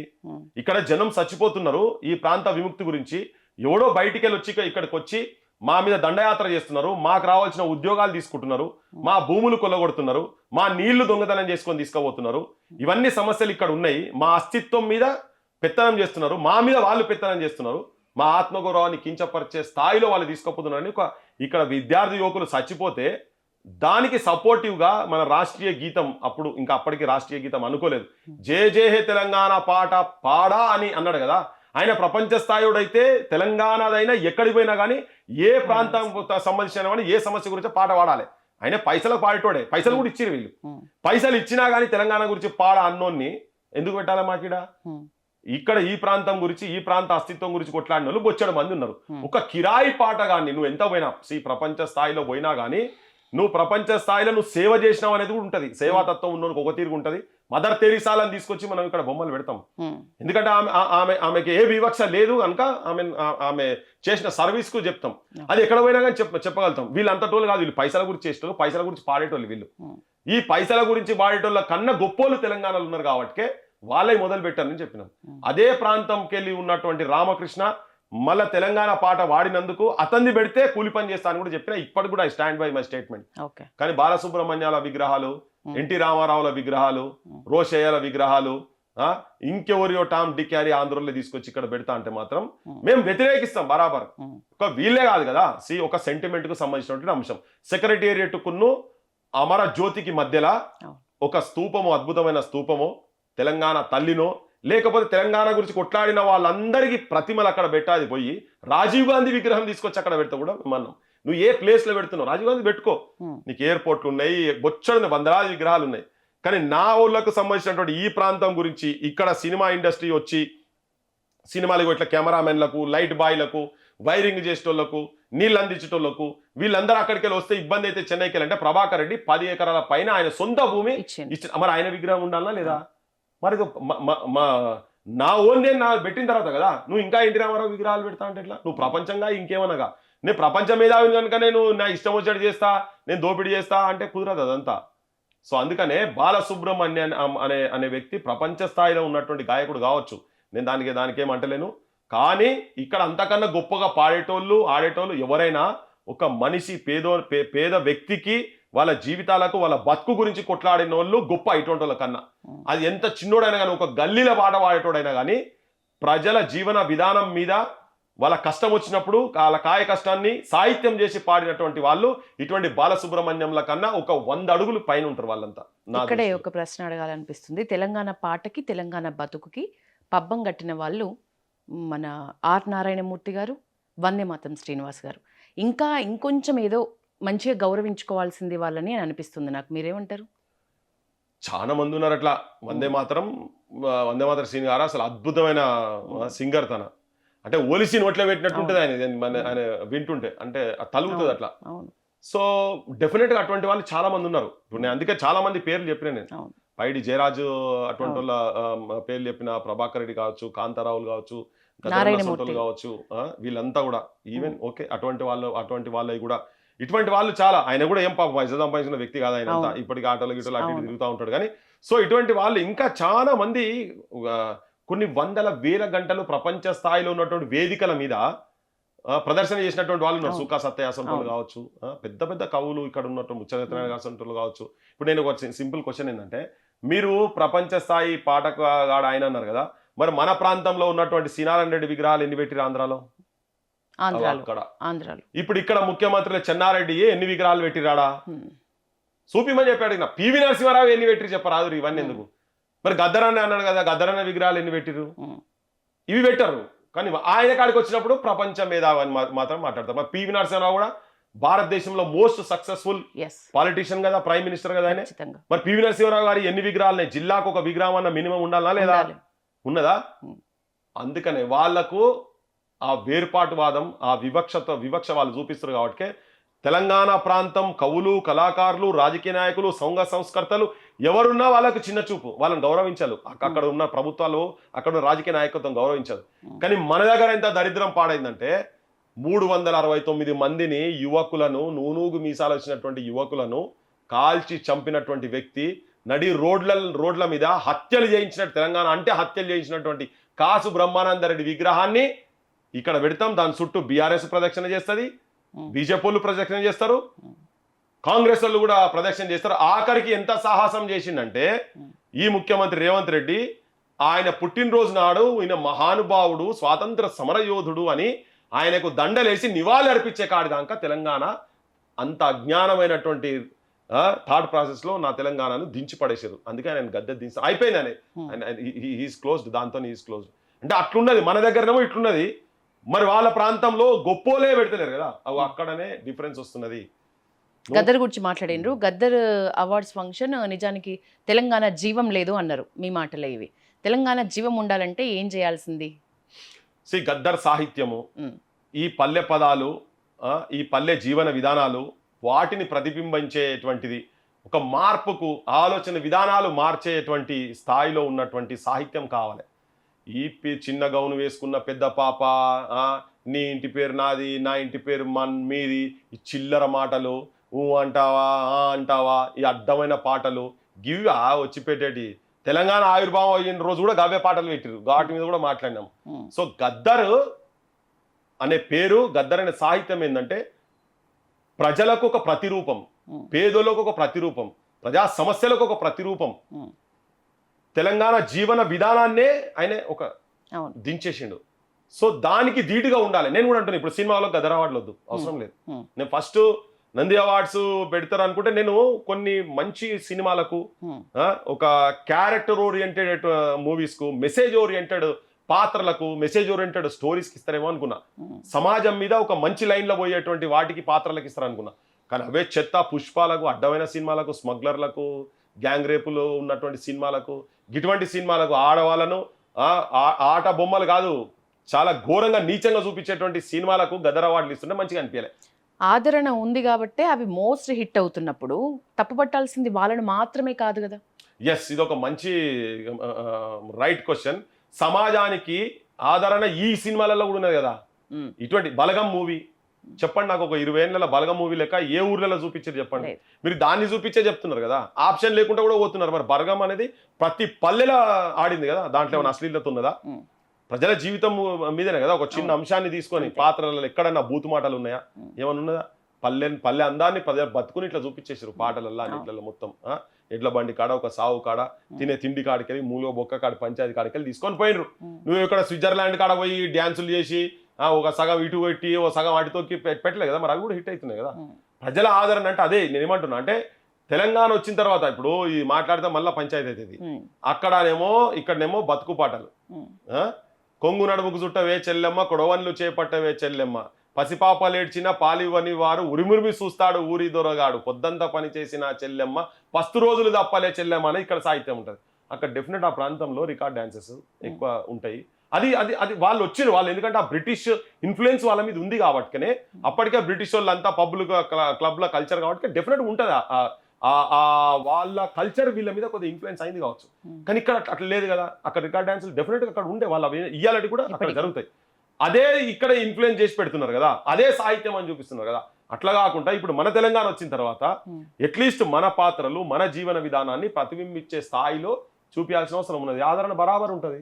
ఎందుకు అద్భుతమైన మూవీస్ కు ఇలా ఉంటది. ఇప్పుడు నిన్న మొన్న ఏదో సినిమా వచ్చింది, ఏదో విశ్వనాథ్ సన్నా ఏదో, అది కూడా పోతుంది. దాంట్లో కూడా ఏం అశ్లీలత ఏం లేదట, సింపుల్ స్టోరీ ఉన్నది. మరి చూస్తున్నారు కదా, అవి ఇవే ఎక్కువ హిట్ అవుతాయి. సో వాటిని ఆదరించదు, వాటిని గౌరవ. ఆ బలగం సినిమాకు తీసుకొచ్చి నువ్వు అవార్డు కనుక ఇచ్చేది ఉంటే, ఏళ్ళకెళ్ళి కింద పౌరాణికం దాంట్లోకెళ్ళి నాటకాలు వేసేటోళ్ళు వచ్చి చేసిన ఆ సినిమాలో ఒకరొకరు అన్సంగ్ హీరోస్ మొత్తం కనబడ్డారు చాలా మంది. దాంట్లో వాళ్ళ వయసు అయిపోయింది చాలా మందికి, ఈ పాత్రలు వేసుకుంటా అంతా కబ్జా చేసి పెట్టారు పైన మొత్తం. కొంతమంది కొన్ని కుటుంబాలు జనం మీద రుద్దుతున్నారు వాటిని. థియేటర్లు కూడా వాళ్ళే తీసుకొని, సినిమాలు ఆడాలంటే కూడా వాళ్ళే పెట్టుకొని, పేదోడేవాడు సినిమా తీస్తే కూడా వాడిని బయటికి రాదు, ఆడదు. ఇది ప్రాక్టికల్ గా జరుగుతున్నది. ఇదే వందే మాత్రం శ్రీనివాస సొంటలు కావచ్చు, మన దగ్గర పాటలు పాటలు కావచ్చు, చాలా మందిని తీసుకొచ్చి వాళ్ళ మీద ఇప్పుడు శంకర్ ఎంత అద్భుతమైన డైరెక్టర్, ఎంత అద్భుతమైన సినిమాలు తీసిన శంకరన్. ఒక అటువంటి వాళ్ళను నువ్వు ఎందుకు ఎంకరేజ్ చేయవు? ఆయన ఒక 10 ఎకరాలు ఇచ్చి వాళ్ళకు అటువంటి వాళ్ళతోటి ఒక కమిటీ వేసి వాళ్ళకు 1000 కోట్లు 2,000 కోట్లు ఇచ్చి మీరు దీని సినిమాలు దీని ఎందుకు? ఇలా తెలంగాణ పాట లేనిది, తెలంగాణ మాండలికంలో ఉన్నటువంటి పల్లె జానపదాల సాహిత్యం లేని సినిమా వస్తుందా ఇప్పుడు? ఏదైనా లేదు, అనివార్యంగా వాళ్ళు పెట్టగలుగుతున్నారు కదా. మరి ఏది చూస్తున్నారు ఇప్పుడు? సినిమాల్లో పాటల కంటే కూడా ఇవే హిట్ ఎక్కువ అవుతుంది అంతే కదా. అవుతున్నప్పుడు మరి దేనికి ఆధారణ ఉన్నది? అది వాళ్ళేమో మన మీద రుద్దుతున్నారు. అసలు మాత్రం గుండెకు తగిలేది ఇదే ఉంటది. అవేంటంటే ఇట్లా ఐలాష్లకి ఇట్లా వచ్చి వెళ్ళిపోతాయి అవన్నీ. కానీ మనిషికి తలగాలంటే ఇదే తలుగుతుంది. అందుకే దీన్నే బతికియాలి. రైట్. గద్దర్ గౌరవించబడుతున్నారా, లేకపోతే ఒక పొలిటికల్ బ్రాండ్ గా యూజ్ చేయడం జరుగుతుందా? పొలిటికల్ బ్రాండ్ గా వాడుతున్నారు. నేను ఉన్నోడు చెప్తున్నా, ఎవరైనా కానీ ఆయన అట్లే వాడతారు, అట్లే వాడినరు. కొంచెం ఏదో చేయబోయే ప్రయత్నం చేసిరు. కానీ గద్దర్ను గౌరవించుడంటే తెలంగాణలో బడులు మంచిగా చేయాలి. ఓకే, మా నీళ్లు మాకేనని కత్తుల కోలాటమా కన్నీటి గానమా అన్నాడు. కృష్ణమ్మ పరుగులకు నురుగులాహారమా, కృష్ణమ్మ పరుగులు తీసుకుంటూ వెళ్ళిపోతున్నా నాకేం ఇయ్యలేదని. గోదావరి తల్లి గొడ్రాలు చేసి పోతుందమ్మా అన్నాడు. మన నీళ్ల వాట మనకు వచ్చినాడు, గద్దరం గౌరవం ఇచ్చినట్టు. ఐఏఎస్ ఐపీఎస్లు అందని మిఠాయి చందమామలే, మేనేజర్లు డాక్టర్లు ప్రిన్సిపాల్లు వైస్ ఛాన్సలర్లు క్లర్కులు, చివరికి చీపురు కొలువులు కూడా తోటి ఆంధ్రుడు పోటీకొచ్చినాడు అని చెప్పని రాసిండు. సో ఈ కొలువులన్నీ కూడా వచ్చే స్థాయిలో నీ రాజ్యం ఉన్నప్పుడు గద్దర్ను గౌరవించినట్టు. తెలంగాణములో బడులే లేవు, ఉన్న బడులకు భవంతు లేదు, వానకాలము ఎండకాలము వారం రోజులు సెలవు దినాలే, చెట్ల కింద నా పోరగాళ్ళురా నీడ తిరిగినట్టు తిరుగుతుంటారు, పోరలు వస్తే పంతులు రాడు, పంతులు వస్తే పోరలు రారు, పోరలు పంతులు ఇద్దరు వస్తే రాయ నీకి మా సారు గారికి చాకి పీసు లేదో నాయన చాకు పీసు లేదో దగాపడ్డ నా తెలంగాణము గుండె సప్పుడినుడో గుండె నువ్వు బడులలో నువ్వు సౌకర్యాలు ఇస్తే గద్దర్ను గౌరవించినట్టు నువ్వు తెలంగాణలో ప్రజలు స్వేచ్ఛగా వచ్చి నినాదాలు చేసుకుంటే గద్దర్ను గౌరవించినట్టు. కానీ స్వేచ్ఛగా వచ్చి బయటకు వచ్చి మాట్లాడే పరిస్థితి లేదు. నువ్వు జైల్లో వేస్తున్నావు. ఏ రాజ్యం అయితే గద్దర్ను తూటాలు పెట్టి కొట్టిందో నువ్వు అదే పని చేస్తున్నావు కదా. నువ్వు గద్దర్ని ఎక్కడ గౌరవిస్తున్నట్టు. సో ఇదంతా బక్వాస్. గద్దరన్నను గౌరవిస్తున్నా అనేది ఇది నేను చాలా చెప్పగలుగుతా. ఇంకా ప్రతి పల్లెలో ఒక అంశం కూడా తీసుకొని చెప్పగలుగుతా. గద్దరన్నను గౌరవిస్తే సర్పంచ్ల ఆత్మహత్యలు జరిగాయి. సర్పంచులు బిల్లులు లేక చచ్చిపోతున్నారు, ఆత్మ వంచన చేసుకొని చచ్చిపోతున్నారు. అది కాదు కదా. నువ్వు గద్దర్ అవార్డులని నంది అవార్డులు పెట్టి ఇచ్చి సంవత్సరానికి ఒకసారి డ్రామా చేసి గద్దరన్న అట్లా గద్దరన్న విప్లవకారుడు అట్లా ఇట్లా అని ముచ్చట చెప్పుడు కాదు, ఆచరణలో చూపిస్తావా లేదా. సామాజిక అసమానతలు వ్యతిరేకంగా ఆయన సాహిత్యం వచ్చింది, కొట్లాడిండు. కానీ సామాజిక అసమానతలు ఇంకా ఉన్నాయి కదా. అది నువ్వు సామాజిక అసమానత లేని సమాజాన్ని నిర్మాణం చేస్తే గద్దరన్నను గౌరవించినట్టు, ముచ్చరత్నారాయణ గారు అసంటోళ్ళని గౌరవించినట్టు, గొప్ప వాళ్ళందరినీ గౌరవించినట్టు ఆయన చేస్తారు. అందుకనే గద్దరన్నను కేవలం రాజకీయంగా వాడుకుంటున్నారు అనేది. ఇంక ఇవన్నీ ఎందుకు. గద్దరన్న ఎంబడి తిరిగినటువంటి కళాకారులను కూడా విస్మరించినటువంటి మనిషి రేవంత్ రెడ్డి. ఆయనతో కూర్చొని ఈయన ప్రభుత్వానికి రాజ్యంకి వచ్చేటందుకు సాహిత్యము తయారు చేసి క్షేత్రస్థాయిలో పనిచేసిన అంతర్పు నాగరాజన సొంటోళ్ళు కావచ్చు, లేకపోతే మా మురళి నల్లమల నీ ప్రాంతంలో మురళి కావచ్చు, మా బాబ్జీ కావచ్చు. బిడ్డ మెడిసిన్ ఫీజు కట్టలేక గదర నుండి ఏదోటి చేద్దాం రా, నువ్వైతే ఫస్ట్ జాయిన్ చేయించంటే పేద బిడ్డ మాదిగ బిడ్డ అద్భుతమైన కళాకారుడు ఇంత తెగిరి పాటలు పాడేది బాబ్జీ బిడ్డకు మెడిసిన్లో ఫీజు కట్టడానికి ఇబ్బంది అవుతుంది. పాపం వెన్నెల అటు ఇటు కొంచెం అటు సహకారం చేసింది. వాళ్ళ వీళ్ళని అడుగుతుండ్రు. కొంతమంది మా బోటలను కూడా అడిగినాం.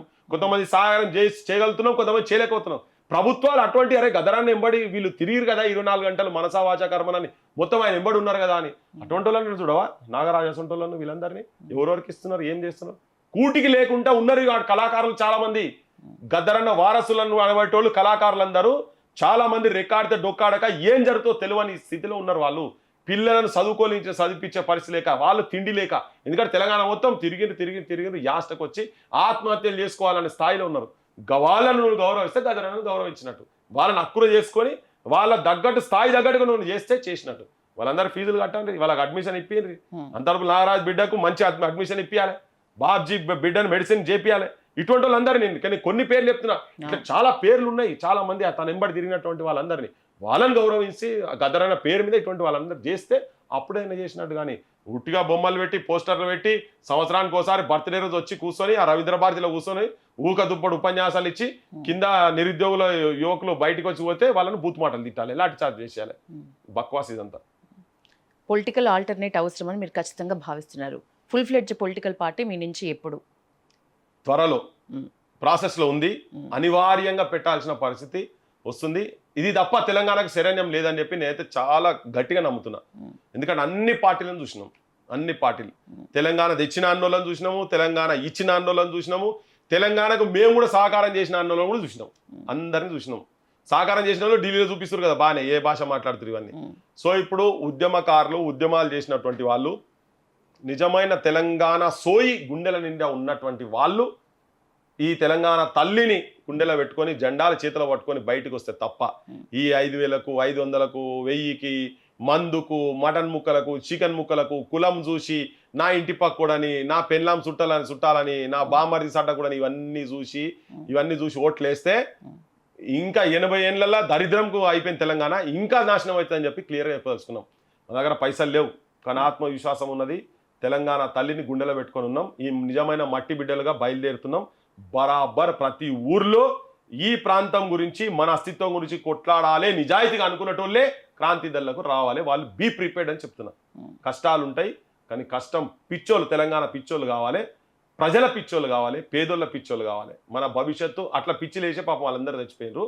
అటువంటి వాళ్ళు ఉంటే మనం ఈ తెలంగాణను నిజంగా తీర్చిదిద్దుకుంటాం. ప్రస్తుతం రాజకీయ వ్యవస్థ మీద ఎవరి మీద నమ్మకం లేదు, ఏ రాజకీయ నాయకుల మీద కూడా నాకైతే పెద్ద నమ్మకం లేదు. 99% వాళ్ళు అట్లనే పడారు. Okay, final question. Kranti Dal founder మీరు ప్రతి సమస్య దగ్గర ఉండేది ఎందుకు అంటే నెక్స్ట్ సీఎం మీ టార్గెట్ కాబట్టి, నెక్స్ట్ మీరు సీఎం కావడమే మీ టార్గెట్ కాబట్టి ఈ పొలిటికల్ స్ట్రాంగ్ బేస్ కోసం ఈ తతంగం అంతా అని అంటున్న వాళ్ళకి ఏం చెప్తారు? ఇట్లా చేస్తే ఎవడు సీఎం అవుతారని చెప్పని జనం అయితే అనుకుంటలేరు, పిచ్చిలేసి తిరుగుతున్నారు అనుకుంటారు చాలా మంది. పాలిటీషియన్స్ అయితే సేమ్ అట్లా, మీ దగ్గర ఏం పాడైందా, మీ దగ్గర ఎన్ని పైసలు ఉన్నాయి. ఇప్పుడు నువ్వేమైనా మామూలు చిన్న సర్పంచ్ దగ్గర సర్పంచ్ నిలబడాలంటే అడుగుతారు, ఎన్ని పైసలు ఉన్నాయి, ఎన్ని వేసినావు, ఎన్ని ఖర్చు పెడతావు, నెల మందం అందరికి ఊరంతా నువ్వు మందు పంపిస్తావా. ఈ చేతిలో ఉన్నాయి వాళ్ళ రాజకీయాలు. నేను మున్లబాట నాది, నేను వేసేది ఉట్టి మున్ల కాదు, మూలల మీద నడుస్తున్నా. నేను సర్పంచ్ దగ్గర డబ్బులు ఉంటేనే ఆదరణ అన్నప్పుడు మరి మీకు ఎట్లా? అందుకనే నేను మన బతుకులు మారతలేవు. నువ్వు సర్పంచ్ అయినంత మాత్రం సర్పంచులు వాళ్ళ జీవితాలు నాశనం చేసుకుంటారు. ఒక సర్పంచ్ ఏం చేయలేకపోతున్నావు, సోక్కు నిలబడి పాపం వాళ్ళ పైసలు ఖర్చు పెట్టుకొని ఉన్న ఆస్తులు అమ్ముకొని కుటుంబాలు ప్రాణాలు కూడా ఆత్మహత్యలు చేసుకుంటారు కదా. ఇప్పుడు నేనేం చెప్తున్నా అంటే, నువ్వు ఇవన్నిటి కాకుండా నిజాయితీగా పైసలు తీసుకోకుండా నీ సర్పంచ్ కూడా వస్తే బయట పోయి ఎమ్మెల్యే ముంగడ ఇంటికాడ ముంగడ పోయి కొట్లాడతాడు. లేకపోతే ఇప్పటిదాకా ఏం ఆశగా ఉంటాడు, నేను కోటి పెట్టినా కదా ఎమ్మెల్యేతో మంచిగా కాంట్రాక్ట్ ఇస్తారు కావచ్చు అనుకుంటారు. నీ కాంట్రాక్ట్ ఎవరికి కావాలరా, నా ఊరికి ఇది కావాలి చల్లని పోయి ఎమ్మెల్యే ముంగడ కూర్చుంటారు, 10 సర్పంచులు వేడ కూర్చుంటారు. చూడు దాంతో ఎంత మార్పు ఉంటుందో. అటువంటి నిజాయితీ పరులను తయారు చేసే ప్రయత్నంలో ఉన్నాం. నిజంగానే కనుక ఇట్లా ఆదరించి కనుక చేసేది ఉంటే రాజకీయాలు కాదు, తెలంగాణ ఎట్లా మారుస్తామో చేసి చూపిస్తాం. ఉట్టిగా చెప్తలేం. తర్వాత ఇంకోటి, ఏ సమస్య అయినా అది నా సమస్య అనుకునేటువంటి మనస్తత్వం ఉన్నటువంటి వాళ్ళు కావాలి క్రాంతి దళకు. అదే పనిలో ఉన్నాం. తర్వాత ఇవాళ కొత్తగా తిరుగుతలేడు పృథ్వీరాజ్, ఇది కూడా చెప్తున్నా. ఓపెన్ కాస్ట్ల కాడికి పృథ్వీరాజ్ పోయిండు, పాశం యాదగిరి గారు పోయినరు, అందరం మేము పోయినాం, మాడబు శ్రీధర్ గారు వచ్చిండ్రు, జర్నలిస్టులు చాలా మంది జర్నలిస్టులు వచ్చి చాలా మంది మేమంతా చెంచు పెంటలకు పోయినాం. ఎక్కడ ఏదున్నా కానీ రిమోట్ నువ్వు గోండ్లకు సమస్యలు ఉంటే గోండ్ల కాడికి పోయినాం, కోయిల సమస్య ఉంటే కోయిల కాడికి పోయినాం, లంబాడోల సమస్య ఉంటే లంబాడోల కాడికి పోయినాం, సింగరేణి గనులకు పోయినాం, ఆడవాళ్ళ సమస్యలు తీసినాం, ఛానళ్ళు పెడితే బండ కింద బతుకులని వాళ్ళ జీవితాలు మొత్తం చూపించినాం. ఏవో బాధలని చెప్పి పాపం అమెరికాలో పోయిన తల్లిదండ్రులు ఉంటే వాళ్ళకి పోయినాం. ఆర్టీసీల దగ్గర పోతే ఆర్టీసీ బస్సు నడిపేటోడా నీ బతుకుల్లోకి తొంగి చూడరా అని ఆడపోయి పాటలు పాడినాం. ఎక్కడ పోయినా వాళ్ళు చచ్చిపోతే, శంకరన్న మొన్న చచ్చిపోతే ఆడిపోతుంది, నరసంపేట మైబాద్ పక్కకు తన చచ్చిపోయింది కదా, మొన్న తలగా పెట్టుకొని చచ్చిపోయింది కదా డిపోలో. ఏడ ఉన్నా కానీ ఎందుకంటే తెలంగాణకు అట్లీస్ట్ ఒక హోప్ ఉండాలి. ఇవాళ ఎవరు మాట్లాడతలేరు. ఎవరు ఇంకో 10 మంది మాట్లాడితే ఇంకా మంచుకుంటుండే కదా. అందరు సైలెంట్ అయినారు. కోదండరాములు పోయి ఎమ్మెల్సీలు తీసుకున్నారు, కొందరు వైస్ ఛాన్సలర్లు అయినరు, కొందరు కమిషన్లు తీసుకున్నారు, కొందరు కాంట్రాక్టులు తీసుకున్నారు. విద్యార్థి నాయకులు మొత్తం పోయి నాకేమైనా పదవి వస్తాను వాళ్ళు తిరుగుతున్నారు. వీళ్ళకి ఇయర్ ఎట్లాగూ నేను ఈ మధ్యలో వాళ్ళ పేర్లు కూడా చెప్పేసిన. అందరూ ఎక్కడో అక్కడ పోతున్నారు కదా. నేను ఇయ్యాల కాదు, మొదటి నుంచి అదే మాట మీద ఉన్నా, ఇయ్యాల కూడా అదే మాట మీద ఉన్నా, రేపు కూడా అదే మాట మీద ఉంటా. ఇంకోటి గుర్తుపెట్టుకో, ఇట్లా మాట్లాడిన వాళ్ళకు ఎవరికి గిట్టరు, హత్యలు చేస్తారు. బెల్లెలతో ఉట్టిగా హత్య చేయలే, నాసంటోని ఆడి దాకా రానియాలి అనుకోరు వాళ్ళు. ఆల్రెడీ ఎన్నో కథలు పడ్డారు ఇప్పటిదాకా. కానీ జనం తిరగబడతారు అంతే. ఎక్కడో దగ్గర జనం తిరగబడతారు. ఉంటాడు ఎవడో ఒకడు ఉంటాడు. భగత్ సింగ్లు, సుఖదేవులు, రాజ్గురులు, చంద్రశేఖర్ ఆజాదులు, ఉధమ్ సింగ్లు, సుభాష్ చంద్రబోసులు, ఇటువంటి బొడ్లు పుట్టిన నేల కదా. అటువంటి వాళ్ళు నా తెలంగాణలో కూడా ఉంటారు. వాళ్ళందరూ రేపు వాళ్ళ చేతులనే ఉంటుంది దేశం. అటువంటి వాళ్ళ చేతుల్లో ఉండేది పరిస్థితి వేరే తిరుగుంటుండే. మీకైతే హోప్ ఉంది, మీకైతే హోప్ ఉంది, 200% నాకు హోప్ ఉంది. ఇది తప్ప తెలంగాణకు గత్యంతరం లేదని కూడా నేను తెలంగాణ ప్రజలకు చెప్పదలుచుకున్నా. ఇది ఒక్కటే శరణ్యం. ఎందుకంటే నువ్వు ఎన్ని ఉద్యమాలు చేసినా అల్టిమేట్ గా ఒక 6 నెలలు సెట్. ఇప్పుడు మొన్న కాకరోచోళ్ళు చేసారు, అయిపోయింది, ఆయన పోయిండు, సిస్టమ్ మారుతుందా? మళ్ళీ ఇంకో మంత్రి వస్తాడు, ఎళ్ళకెళ్ళి వచ్చిండు, అదే కంపలకెళ్ళి వచ్చిండు కదా. సేమ్ నువ్వు అదే మందలకెళ్ళి వచ్చిన వాళ్ళే మళ్ళీ ఇంకో అవుతాడు. ఆయన పెద్ద సత్యహరిచంద్రుడు ఇళ్ళకెళ్ళి పోయినానే. పైన ఆయన కూడా ఎందుకు చేసిండు? ఈ ఒత్తిడి వచ్చింది కాబట్టి చేసిండు. నిజాయితీగా కనుక ఆయనకు సోయి ఉండేది ఉంటే, ఆ పిల్లలు చచ్చిపోతున్నప్పుడే, నీట్ ఎగ్జామ్ ఇట్లా జరిగినప్పుడే యాక్షన్ తీసుకోవాలి కదా. ఇప్పుడు ఈడ కూడా ఈ ముఖ్యమంత్రి అయినా ఇవి దాన్ని ఇంకా సహకారం చేసి తీసుకోవద్దు. గ్రూప్ 1లో తప్పులు జరిగినాయి కాబట్టి గ్రూప్ 1 ఎగ్జామ్ పక్కకు కొట్టేస్తాని అంటే వేరే తిరుగుంటుండే. ఇప్పుడు జార్ఖండ్ ఎట్లా జరిగింది, అది సమస్య అక్కడికే ఆగిపోతుంది, ఆ సమస్య మట్టుకే. ఇది ఎక్కువ రోజులు ఇదే స్థాయిలో ఉండదు. దీనికి ఒక రాజకీయ పరమైన షేప్ ఇస్తే తప్ప, ఇటువంటి ఆలోచన ఉన్నోళ్ళు హౌస్లలో కూర్చోవాలి. కూర్చుంటే తప్ప దీనికి మార్పు జరగదు. తర్వాత దానికి ఏంది మరి, అరే కరెక్టే మరి అంటున్నారు, ఈయన ఏం చేయగలుగుతారు అనుకుంటే అప్పుడు బ్యాక్గ్రౌండ్ చెక్ చేయాలి. పృథ్వీరాజ్ బ్యాక్గ్రౌండ్ ఏంది, పృథ్వీరాజ్ ఫాదర్ ఏంది, వాళ్ళ నాయన మంత్రి ఉన్నప్పుడు పైసలు సంపాదించలేదా, వాళ్ళ నాయన నిజాయితీగా తిరిగిండా, లేదా వాళ్ళ నాయన సంపాదించిన పైసలు ఈయన ఖర్చు పెడుతుండా, ఈయన నిజాయితీ పరుడా కాదా, ఈయనకు తెలంగాణ సోయి ఉందా అన్న మాట మీద నిలబడుతుండా, ఇవన్నీ చూడాలి కదా. ఎవరండి ఇప్పుడు అంత సమాజం అంతా ఒక లైన్ వెళ్ళిపోతుంది. బాలసుబ్రహ్మణ్యం విగ్రహం ఆడ పెడితే పృథ్వీరాజ్కి ఏం నొప్పి చెప్పండి?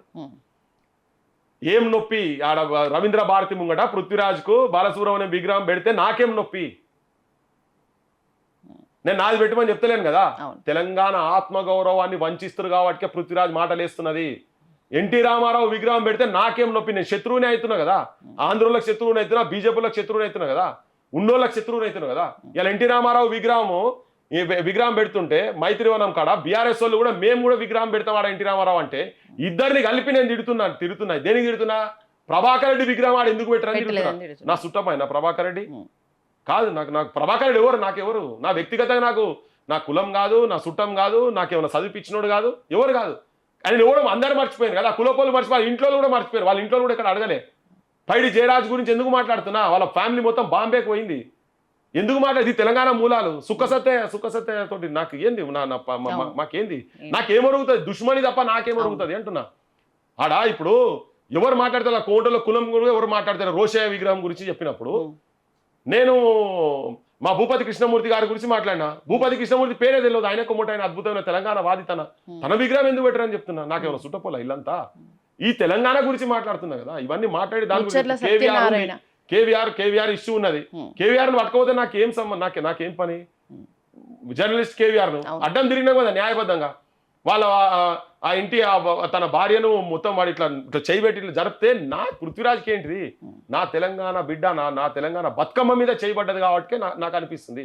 శత్రువునే కదా ఇవ్వాలి, ఆంధ్రులు అందరికి శత్రువునే కదా.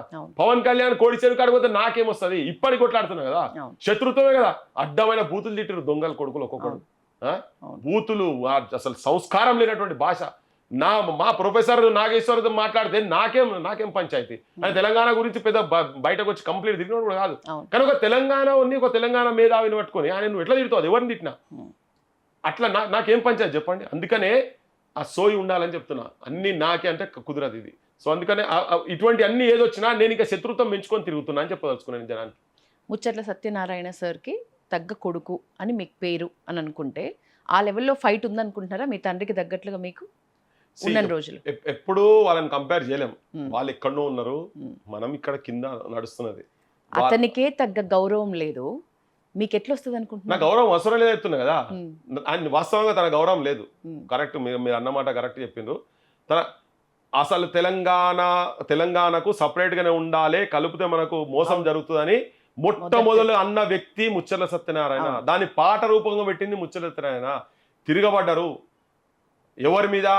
ముఖ్యమంత్రి బూరుగుల రామకిషన్ రావు మీద తిరగబడ్డారు, కాళోజీ నారాయణరావు మీద తిరగబడ్డారు, కొండా లక్ష్మణ్ బాపూజీ గారి మీద. వీళ్ళందరేమో సమైక్యవాదులుగా తిరుగుతున్నారు. ఇవాళ వాళ్ళ విగ్రహాలు వచ్చినాయి. ఒక ఆయన చచ్చిపోతే నా గొడవ, పుస్తకం పేరు నా గొడవ. నాకు మీ తెలంగాణనే కదా. గొడవ అనే పదం ఎక్కడైనా తెలంగాణ ఏ జిల్లాలో ఉంటుందా? గొడవ ఉండదు కదా. లొల్లి, పంచాయతీ, కిరికిరి, ఇవే పదాలు కదా మనం ఉండేటి. నా గొడవ అని రాసినోనికి తెలంగాణ భాష దినోత్సవం ఆయన పుట్టినరోజు రోజు జరుపుతారు. ఆయన తెలంగాణ అన్నోడు కాదు. 68 వచ్చిన తర్వాత కాల్పులు జరుగుతున్న టైంలో అప్పుడు గిట్ల అవుతుందని ఎవడనుకున్నాడు అని మాట్లాడిండు. ముచ్చరత్నాయన 58లో నీలం సంజీవరెడ్డి ముఖ్యమంత్రి మీద పాడెంగే పాయిజామా అని పాట రాసిండు. తిరిగిండు, జనంలో పడ్డాడు, పోయిండు. నిజం కూడా గౌరవం లేదు, వాస్తవంగా లేదు. ఆయన గౌరవం కావాలని కూడా అనుకోలే. నా తెలంగాణ విముక్తి కావాలని, నా జనం ఆత్మగౌరవం. ఎస్, బరాబర్ నేను కూడా అదే అనుకుంటున్నా. నేను అట్లుండేది ఉంటే నేను ఎప్పుడో ఏదో పార్టీలో ఏదోటి అవుతుంది కదా. నేను గౌరవం గురించి మాట్లాడుతాను. గౌరవం గురించి ఇది రిస్క్. నేను చేసేది ప్రతిదీ రిస్క్. ఉస్మానియా యూనివర్సిటీలో రిక్రూట్మెంట్ అయితే ఇది కాకుంటే నాకేందండి? గాడు ఎవరో ఆయన రిటైర్ ఎంప్లాయీ, ఆయన హాస్పిటల్ ఉంటే నాకేం పంచాయతీ? నేను ఎందుకు పోవాలి? ఎవరో సర్పంచులు బిల్లులు రాక చచ్చిపోతే నాకేం పట్టింది? రేపు పొద్దుగాల పోతున్నా, రేపు భూపాలపల్లికి పోతున్నా, అది చిన్న మీడియా ఛానల్ నడుపుతున్నట. ఆ ఎమ్మెల్యేకి సంబంధించిన మనుషులు పొట్టు కొట్టిర్రు, కేసులు చక్కగా పెడుతున్నారు, పోతున్నా, రేపు పొద్దుగాల పోతున్నా. నాకేం పంచాయతీ? నాకేమో సుట్టమేమన్నా? మాదిగా జాతికి సంబంధించిన బిడ్డ. బ్యాస్ ఏడ ఉన్నా ఏడ సమస్యనో పోతా, సచ్చే వరకు అదే పనిలో ఉంటా. బరాబర్ నీతిగా నిజాయితీగా ఉంటా. ఓ మార్పు దిశగా తీసుకోవద్దు. మనం చాలా చిన్నోళ్ళం. ఇప్పుడు సాయుధ రైతాంగ పోరాటంలో చచ్చిపోయారు ఈ ప్రాంతంలో. ఈ దేశ విముక్తి గురించి చచ్చిపోయిన వాళ్ళు చాలా మంది ఉన్నారు. ఈ ప్రాంతం గురించి చచ్చిపోయినటువంటి వాళ్ళు కూడా చాలా మంది ఉన్నారు. 360 వాళ్ళ కాలి గోటికి పనికిరాము కదా ఆ త్యాగాల ముంగటి. ఇంకా నా సొంతోడు కూడా చెప్తున్నా, మా నాన్న కాలి గోటికి నేను పనికిరాను, ఇటువంటి త్యాగాల కింద పనికిరాము. కాకపోతే వాళ్ళ ఆదర్శాలను తీసుకొని పోతే అట్లీస్ట్ మనసుకు తృప్తి ఉంటుంది. అదే పని నేను చేస్తున్నా, పృథ్వీరాజ్ అదే పని చేస్తున్నాడు. నేను గౌరవం గురించో పదవుల గురించో ఇవన్నీ కాదు, నాకు సింగిల్ ఫోన్ కాల్ అవే నాకు కావాలనుకుంటే. నేను అందుకే ఓపెన్ గా చెప్తున్నా, వీళ్ళందరూ పార్టీలు పెట్టారు. అరే మా నాన్న కూడా కేసీఆర్ కన్నా ముందు మంత్రి రా, నా ఆర్థిక పరిస్థితి ఏందో రా, పోనీ మా నాయన ఏం సంపాదించిన గతంలో మీ దగ్గర మీకు హైదరాబాద్ లో అక్కడ 10 ఎకరాలు నేను అమ్ముకున్నావు చూపి. ఎక్కడన్నా ఏదైనా అవినీతి అన్నా, ఏదైనా ప్రజలకు వ్యతిరేకమైనటువంటి పని మొత్తం మా ఫాదర్ కాడికి వెళ్ళి మొదలు పెడితే ఇప్పటిదాకా గత మా నాన్న 86 సంవత్సరాల వయసులో చచ్చిపోయింది కదా, అప్పటి నుంచి ఇప్పటిదాకా ఎంటైర్ చరిత్ర తీయండి, ఎక్కడన్నా గింతనన్నా ఎక్కడన్నా మీరు చూపించేది ఉంటే, ఇంత పెద్ద వ్యవస్థ ఉంది కదా చూపించేది ఉంటే చలో, నేను దానికి అర్హుని కాదు, నేను ఇలా మాట్లాడేందుకు అర్హుని కాదు. ఒకవేళ జరిగేది ఉంటే అవన్నీ ఉన్నాయి కాబట్టే, నా నీతి నిజాయితీ ఉన్నది కాబట్టే, ఆ పోరాట పటిమ ఉన్నది కాబట్టే, వాళ్ళ శవాలు భుజాల మీద మోసడం కాబట్టే నాకు మాట్లాడే ధైర్యం ఉన్నది. ఇంకా నేను కొన్ని విషయాలు నేను మీకు తర్వాత చెప్తాను, ఇంకా చాలా ఉన్నాయి. కానీ పృథ్వీ గారు, నీలం సంజీవ రెడ్డి గూడ్చి పాడిన పాట ఏదైతే ఉందో అప్పటికి అది సెట్, ఇప్పటికి కూడా సెట్ అవుతుందా? 100% సెట్ అవుతుంది. ఇప్పుడు ముఖ్యమంత్రి మీద కూడా నేను దాన్నే మళ్ళీ చరణాలు మార్చి పెట్టి పాడిన. మా ఐ డ్రీమ్ ప్రేక్షకుల కోసం ప్లీజ్.